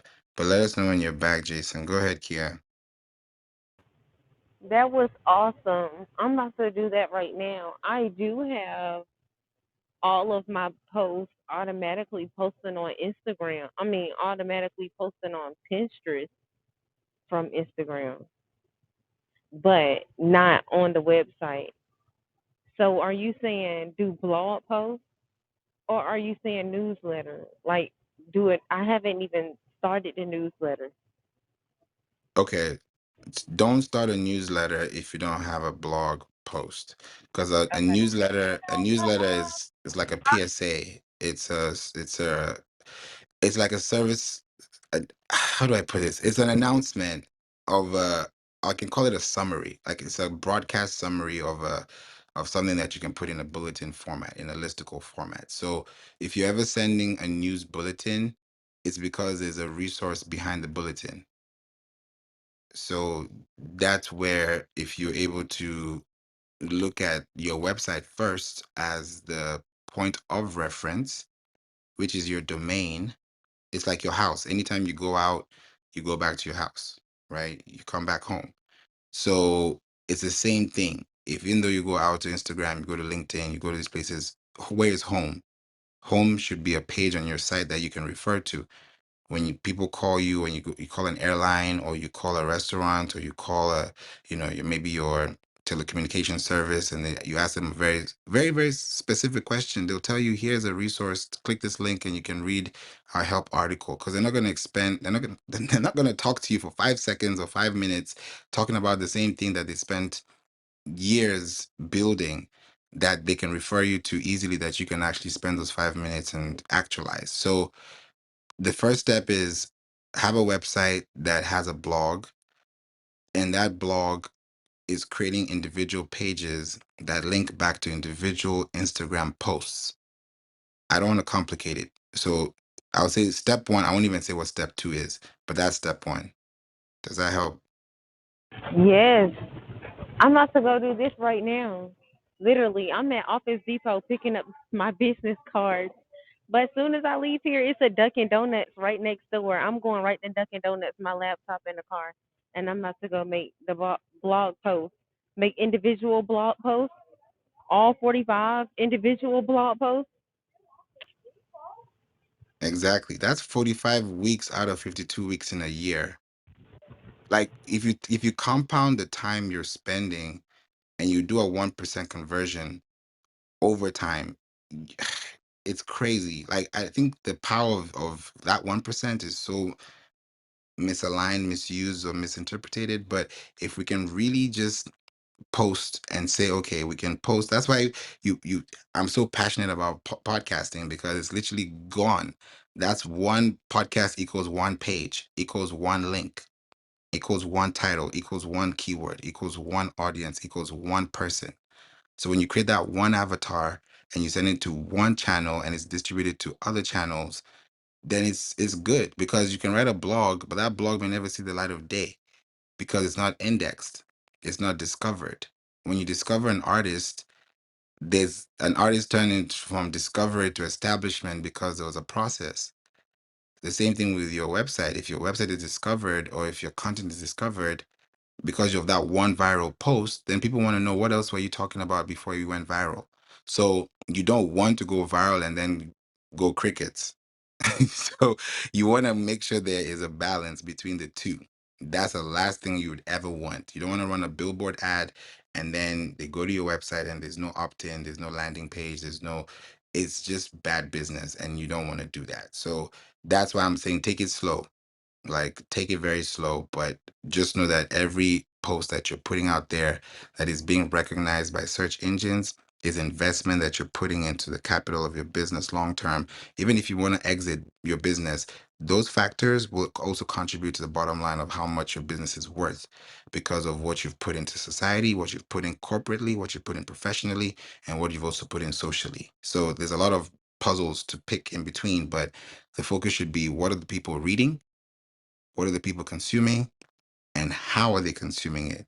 So when they consume it, the feedback loop is something you can actually respond back to, because you have tracking codes and you have all those codes and good stuff that allow you to be able to know what you're attributing your success metrics to. Does that help, Kia? Yes, it reminds me of Reddit. Mm-hmm. Yep. Reddit partnered up with Google, I and love Reddit. Reddit is a great place. I'm It act- is. yeah, it's a great, especially for podcasters. People haven't thought about it too. If you look at the top two podcasters in the world, Joe Rogan and Alexandra Cooper, they both have either they manage them or someone does, but they both have subreddits of their podcast show on Reddit. So you can post there. It's crazy. Like I spotted that another day. I was like, huh, smart guys. Because those things, they may look small, but that's real estate that you're actually creating first party data for. Because if your link is on Reddit and then you end up on Google Perspectives and your Reddit post is there, things change. I think there was a story one time when I think someone made a Reddit post about some stocks, and then it became news when something actually happened and they went back to that subreddit. Like, it's because it's focus groups, it's community, it's people. So we can't go wrong when when a community talking about something, and that thing we're talking about is actually the right jargon and we actually understand it because we speak the same language. Like, I can learn from you, you can learn from me. I don't know everything, we learn from each other. So that way you're able to really connect the dots as well. Happy Saturday, Austin. Thanks for being here. I see you as well. Akram, JP, Blanca, Jay, Scott, Angelica, Calvin, and Hattie. You guys both have tickets. Please cash in your tickets at the very top of the marketing club so you can join us. The room is really we're here almost every day, and we're here to connect as well and just share impactful information and learn from each other too, because you never know what room is going to be the room that will make you make a very big decision about your business and help you learn a few more things about what you could do as well. John, we'd love to ask you about this question for the people in the room too. When people think about, like, you've always talked about, making sure that you can reach the total available market possible. How does someone think about doing that when there are so many moving parts in the way? Well, the main thing is I use a strategy of search, and as you well know, we've talked about many times, search includes traditional search like Google and DuckDuckGo and Yahoo and all that stuff. So keywords are really important, but I also use the podcast directories like Apple and Spotify the same way. People discover new episodes and they're podcast listeners based off topics and keywords. So I'm really keyword driven in my titles and in my show notes as well for the top 20 keywords that apply to that episode. So that's the search strategy. The other one I really focus on is social media, but I don't focus on my primary focus daily is on Facebook, and when I post on Facebook episodes of the show, it automatically posts to Instagram and Pinterest. My business page is set up to automatically ingest the Instagram account. Instagram is not designed to drive traffic. Facebook is. So about right now, every fourth post is an old episode of my show. So what I do is I really target um, the people I'm looking for. I do a combination of paid advertising and organic posting. But paid advertising, I go for people 30 years of age and up with certain areas of interest that I think align with my show, and primarily who use iOS. And I target United States, Canada, United Kingdom, Ireland, and English-speaking countries, so that they're more than likely to consume something I offer. So that way, I try to be as many places as I can with the time I have available. And we always say this: uh, there's no easy button, but the closest thing to an easy button is paid advertising. If you have the key performance indicators, you have the mechanisms in place, it's a great place, social media wise, otherwise, to get people to go. Now, I want to say this one more time. Instagram you can drive traffic with, but you usually have to use other tools like ManyChat and chatbots, and it can be a great branding tool, but it's not a good driving traffic tool. And if you need to get people off a platform to purchase your content or consume your content, whatever it might be, that means they got to click on links. So if you're putting all your focus in an area where that doesn't happen, you might be building great brand awareness and be a starving artist. So that's all I got to say. Thank you so much for that, John. You're right. There has to be a balance between the two. You can't just run ads because you have a budget. Like, there has to be a reason. There has to be a real reason, and that reason has to be so real that when you actually actualize the ad, you can actually see what you thought and surpass what you're seeing, because the ad is actually overtaking the mission, because the mission was accomplished with the right intention. So it's so important to look at those things as well.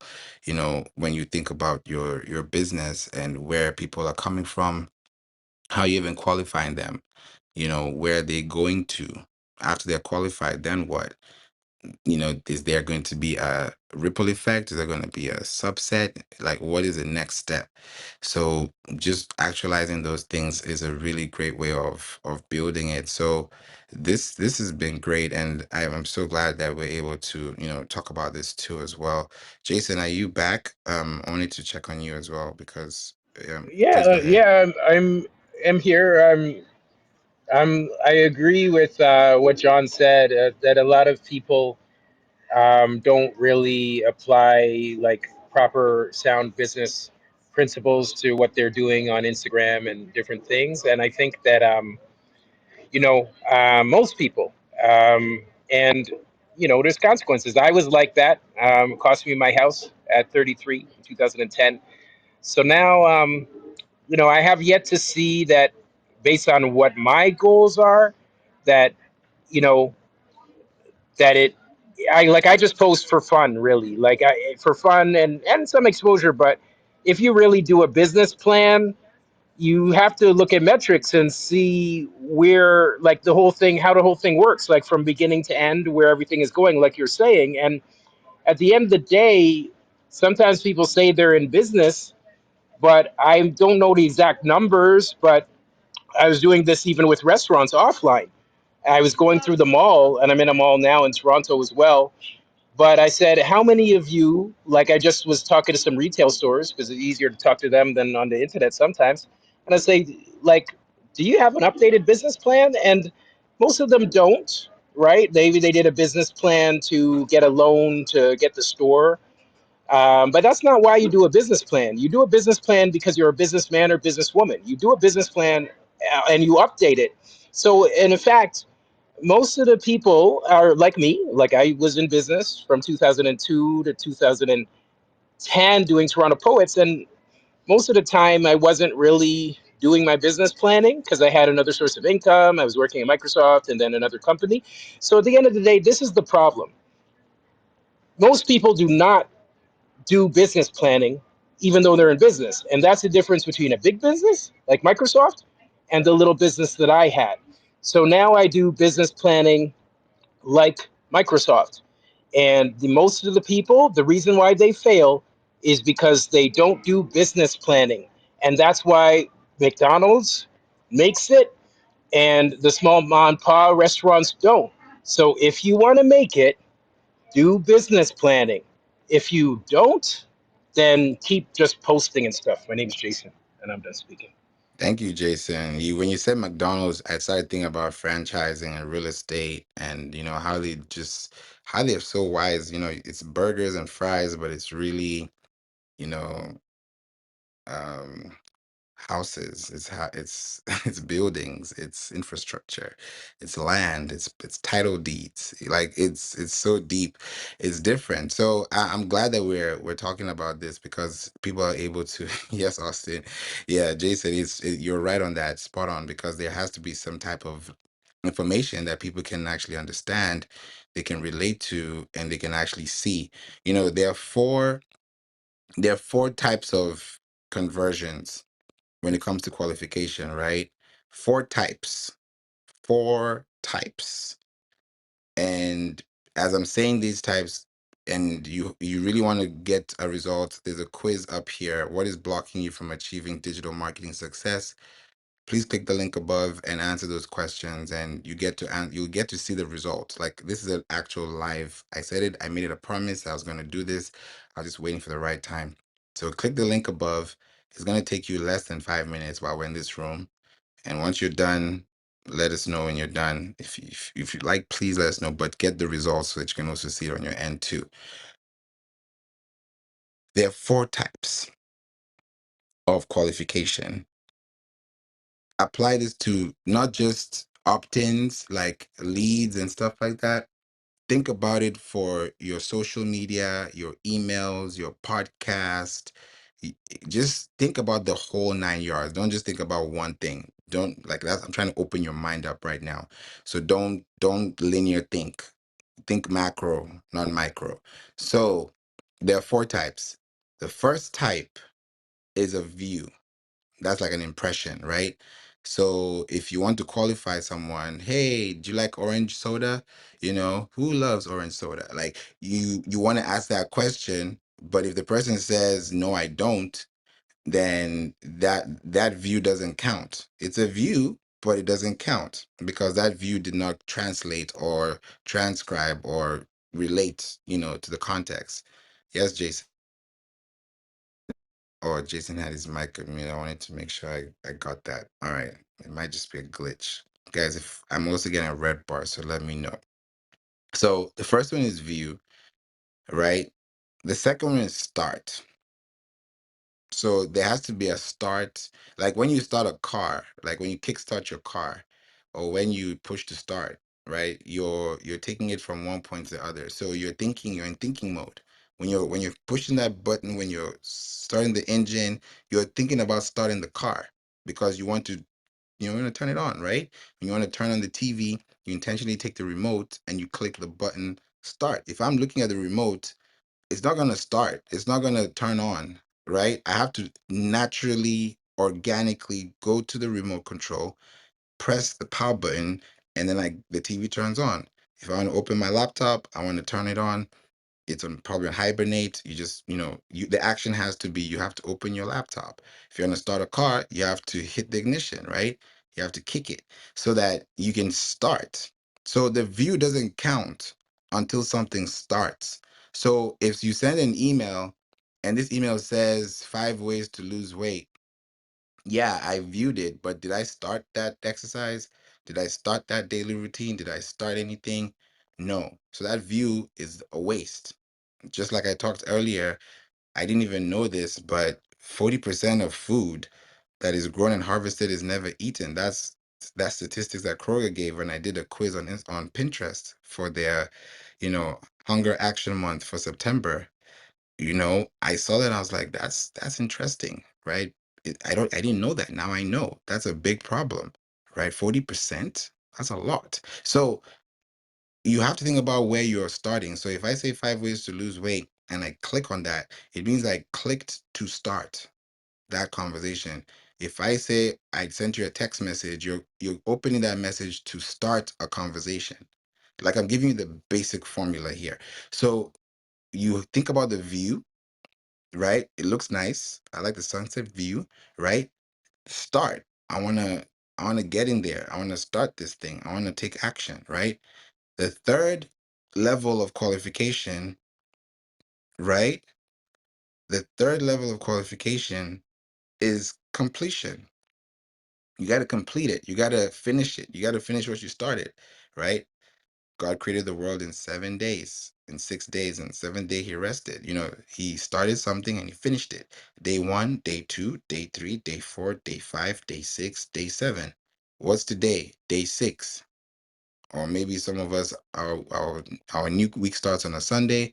Some people's new week starts on a Monday. However you take it, it's 7 days, right?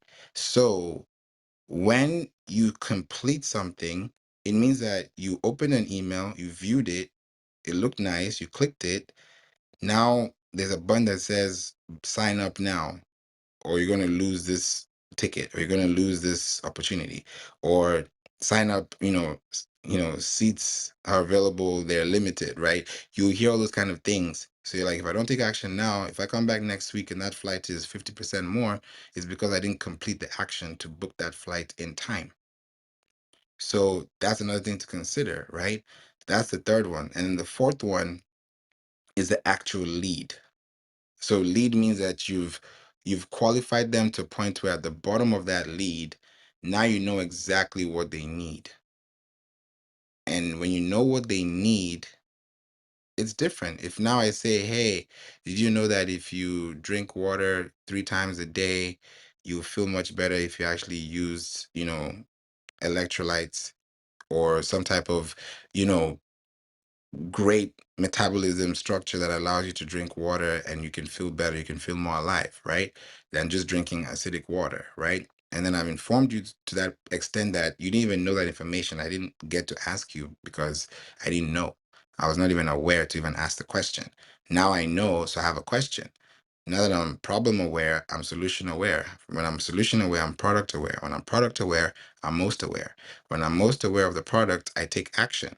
That action is purchase. That action is, doing something. So if you're able to get those four into the mix, and then those four allow you to qualify them, then you'll see impressions, you'll see reach, you'll see signups, and you'll actually see bookings. Like when you see those four, that's when you're like, okay, now we can see what that pipeline looks like. Because it's not really a funnel, it's just communication. It's like turn left, turn right. But you have to create the signpost, you have to create the traffic light. Before everybody bashes, you have to create that so that you can create quality traffic, quality flow, quality assurance, quality engagement. all those things require time. So those are the four things that I wanted to mention. Kia, John, Jason, even David, J. Austin, Scott, Calvin, Chris, please put in the chat and let us know what your thoughts are. Anyone wants to say anything on that?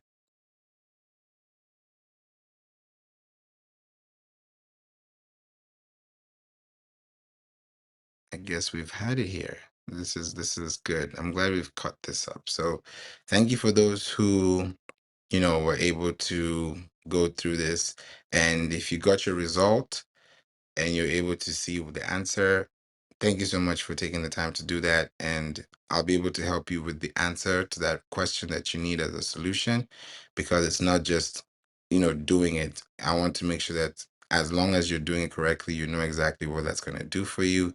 And then that way I can help you take that next step of action. Because once you know how to manage your time, you manage your resources, manage your strategy, and manage the knowledge gap, it's helping. What I'm doing here is heavily on knowledge gap because I'm bridging the gap. So the more you're able to know, the less time you have to spend on research and the more resources you have to apply a better strategy. It's all together in the works. It's like a Rubik's Cube. They have to work together. So this was great. I'm glad we covered this today. So I'm gonna give you guys back your Saturday, your weekend. I might do a SEO Sunday. I don't know, but we'll see. But I'm glad we were able to be here talking about SEO Masterclass, how to qualify your website traffic. Wanted to really go around the room first, as well. Jason, would you like to say anything? What would you like to let people know? Also in the chat, please let us know what your thoughts are and anything that really stood out to you. I love feedback, so I really love to know that as well. And you're welcome, Scott. Thanks again, and Angelica, thanks for being here as well. I know you've left. And Austin, appreciate you on that Tam, Sam, and Psalm. It's a big one. It's a big one. I think I'm going to probably talk about that sometime soon, and because people don't really know that, but we'll talk about that with marketing too. So yes, off to you, Jason. Oh well, thanks. I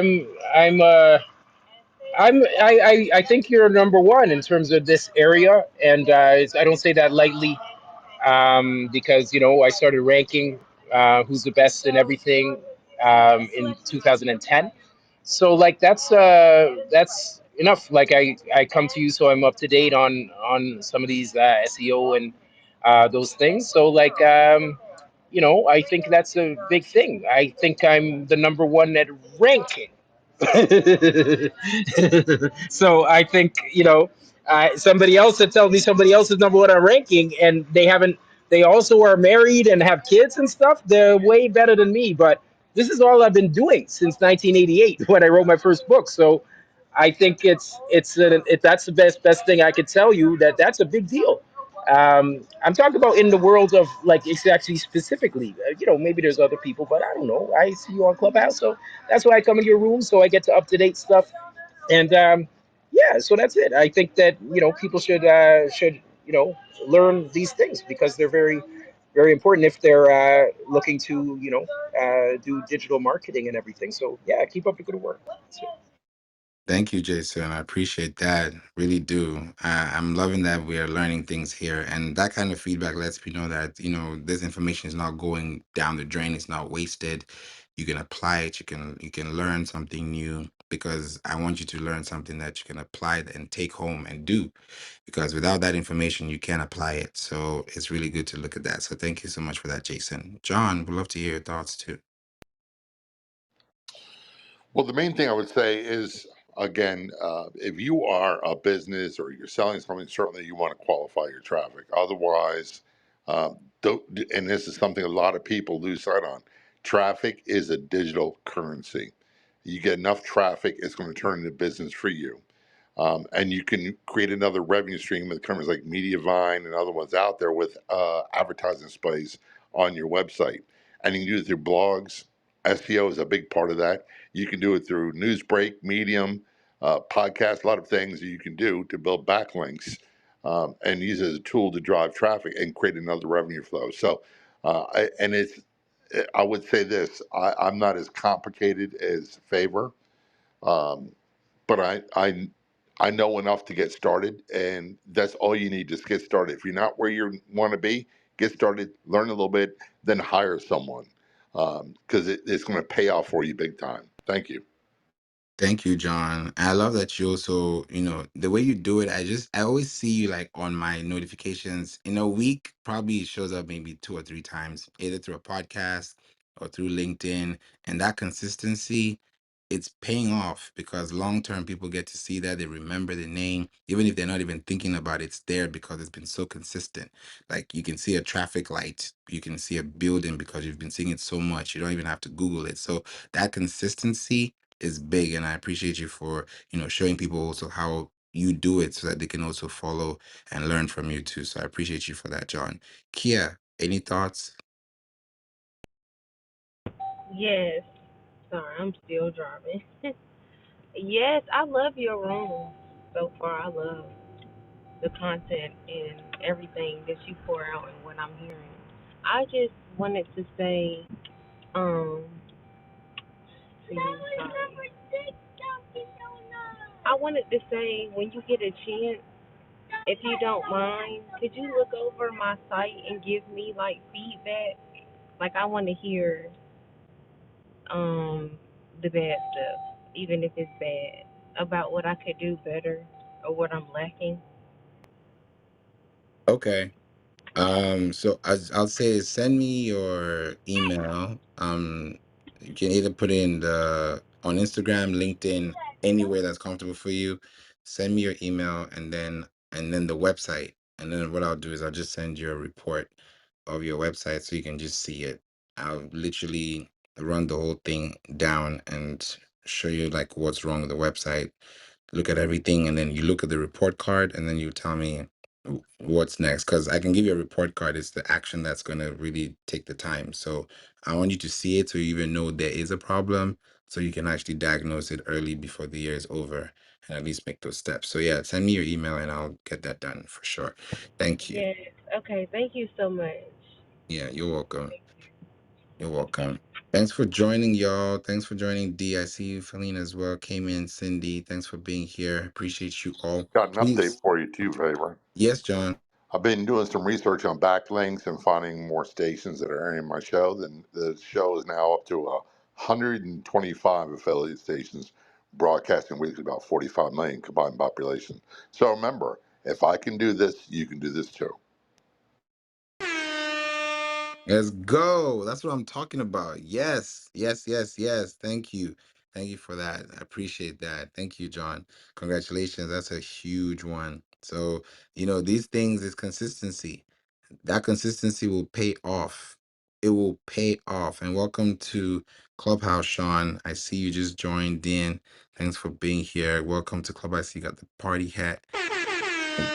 So that's two. That's two. So thank you for being here, and I hope you enjoy the app. This is a great space. We talk about a lot of things. We've been here for a while, and oh man, John, you just woke up a whole new topic on backlinks. Here we go. Passing it to Right. you. I'm over here thinking the same thing. Soon as I seen bat leaks, I'm like, oh, that's a whole nother other thing.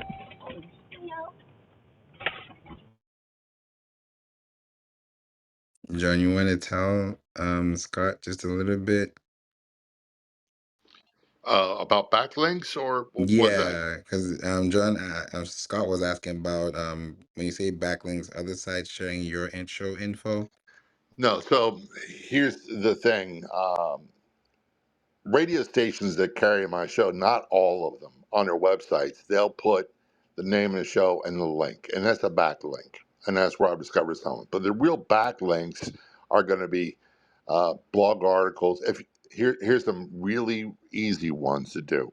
LinkedIn has a really high domain authority. So when you put any kind of story on there with a link to your website, that's a backlink with high domain authority that rank high. Newsbreak is about 71. That's another place you can write articles for free and make sure you embed your thing. And then Medium.com is the third one. So if you have a blog article you're putting on your website, reword it a little bit and put it on Newsbreak. Then reword it again, put it on Medium. Then reword it a third time or another time, put it on LinkedIn. Reword it one more time, put it on Substack. Those are all places, and make sure you embed a link to your website, your domain, and you develop backlinks. And that's one of the fastest ways you can grow. And it's stuff you can do. There's services you can buy. I don't know how good they are. I'm not doing that yet, but I'm going to examine that in the future. Thank you, John. Yeah, I hope that helps you, Scott. It's a whole different, it's a whole beast in itself. Like backlinks, it's Yeah. something that I've talked about before too. Yes, Kia. Oh, I'm sorry. I didn't mean to come off Oh, mute. okay. Yeah, it's a whole different thing. And backlinks, they're healthy backlinks, they're toxic backlinks. Like we don't want to go too deep. That's why I was saying it's a whole topic, but I'll definitely want to touch on it and bring more insight so that you can also learn about the different things that can really take you to that position. So what I would say is D has a question. That's a really good question. The link I put in the chat is going to take you to the workshops if you want to, get more insights because I talk about those things with SEO workshops. Please click the link and choose which workshop you want to be in, and then from there you'll be getting more specific information about that. D, you said you can do this without permission, and yes, so a backlink. We'll do this really quickly because I want to really, make sure that you can get this. And then if there are any more questions, we can also I can actually turn this into a room on its own, which I will actually because I've been doing that all week. Like one room, like literally gives birth to a new room topic. That's been happening all week. So that's why today I was like, huh, perfect timing. So now D, you just gave us another one for next week. So I'll come with this on Monday to talk about backlinks. So yeah, like he said, it's links that directly go back to your website in the back. But in other words, it's like, how do I put this? When you have a backlink, it means that another site, another authority, another entity, another business, another domain recognized your website, your brand, your business, your link, and decided to manually enter, like make a manual entry, right? Like literally keyword into their own domain property and have your website on their website, your link on their website, your domain on their website. So most times people just paste your link and it goes. Some people even get smart and use anchored text. When you send an email and you say, click this link here, and you highlight here, and then that here becomes a hyperlink with a link inside it.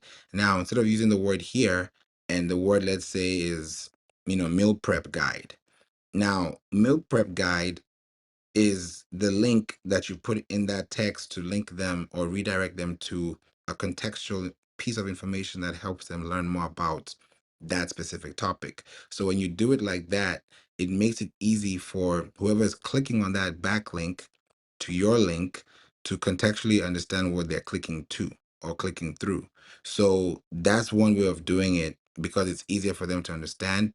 That's why when you have, links and you say, here, follow me on LinkedIn, don't just say follow me on LinkedIn and then put the link of LinkedIn. Follow me on LinkedIn and then highlight the word follow me on LinkedIn and then put that actual LinkedIn link into the text so that when somebody sees that full blue link, that link is an anchor text linking back to LinkedIn. But what you've done there is that you've given LinkedIn a backlink. Some people don't really know that. It's kind of like it's like Inception, the movie. So you've given LinkedIn a backlink from your link because you told them to follow you on LinkedIn. But in reverse, when you tell them to follow you on your website, on your show notes, on your YouTube, and you put your link there, then that link is coming back to your website. And if they do it on their website and point it back to your website, that's also a backlink. There's a do follow backlink, there's a no follow backlink. That's another topic for another day. But the simple factor is make sure that even when your links are being tracked, the text that is being tracked with is keywords that match. That's why I always say when you have podcast shows and your show notes on YouTube or anywhere, make sure that you have that backlink with an actual keyword that matches the intentful search of that phrase so that when someone clicks on that, it actually leads them back to it's like giving more context. It's like I'll call backlink backstory, if I can really be very English with it. Backlink is a backstory. So that backstory is, what does that other company say about you, and what do you say about that other company? That's why even on LinkedIn, when people make announcements, you will see the VP of this company said this on LinkedIn, and then the partnered company they partnered with, the VP of that company, for example, will say something. That happened with Amazon, TikTok, and Pinterest. The other day, I saw it on LinkedIn. The VP was able to talk about that. It was like a normal post, but it was documentation, because someone's going to type in on Google the TikTok Amazon partnership, and then that person's LinkedIn post becomes the LinkedIn result or the Google result. That's a backlink. And if there was a website attached to it, even better, because it may be in form of a newsletter. So those are things to look out for, like John was saying, that will just give you more accurate responses. And that over time will also give you, the determination for you to actually even get to those positions. So yeah, I will talk about that room. And D, I hope that helped. It doesn't feel like you're infiltrating into somebody's privacy, because if it's public and it's available, that's it.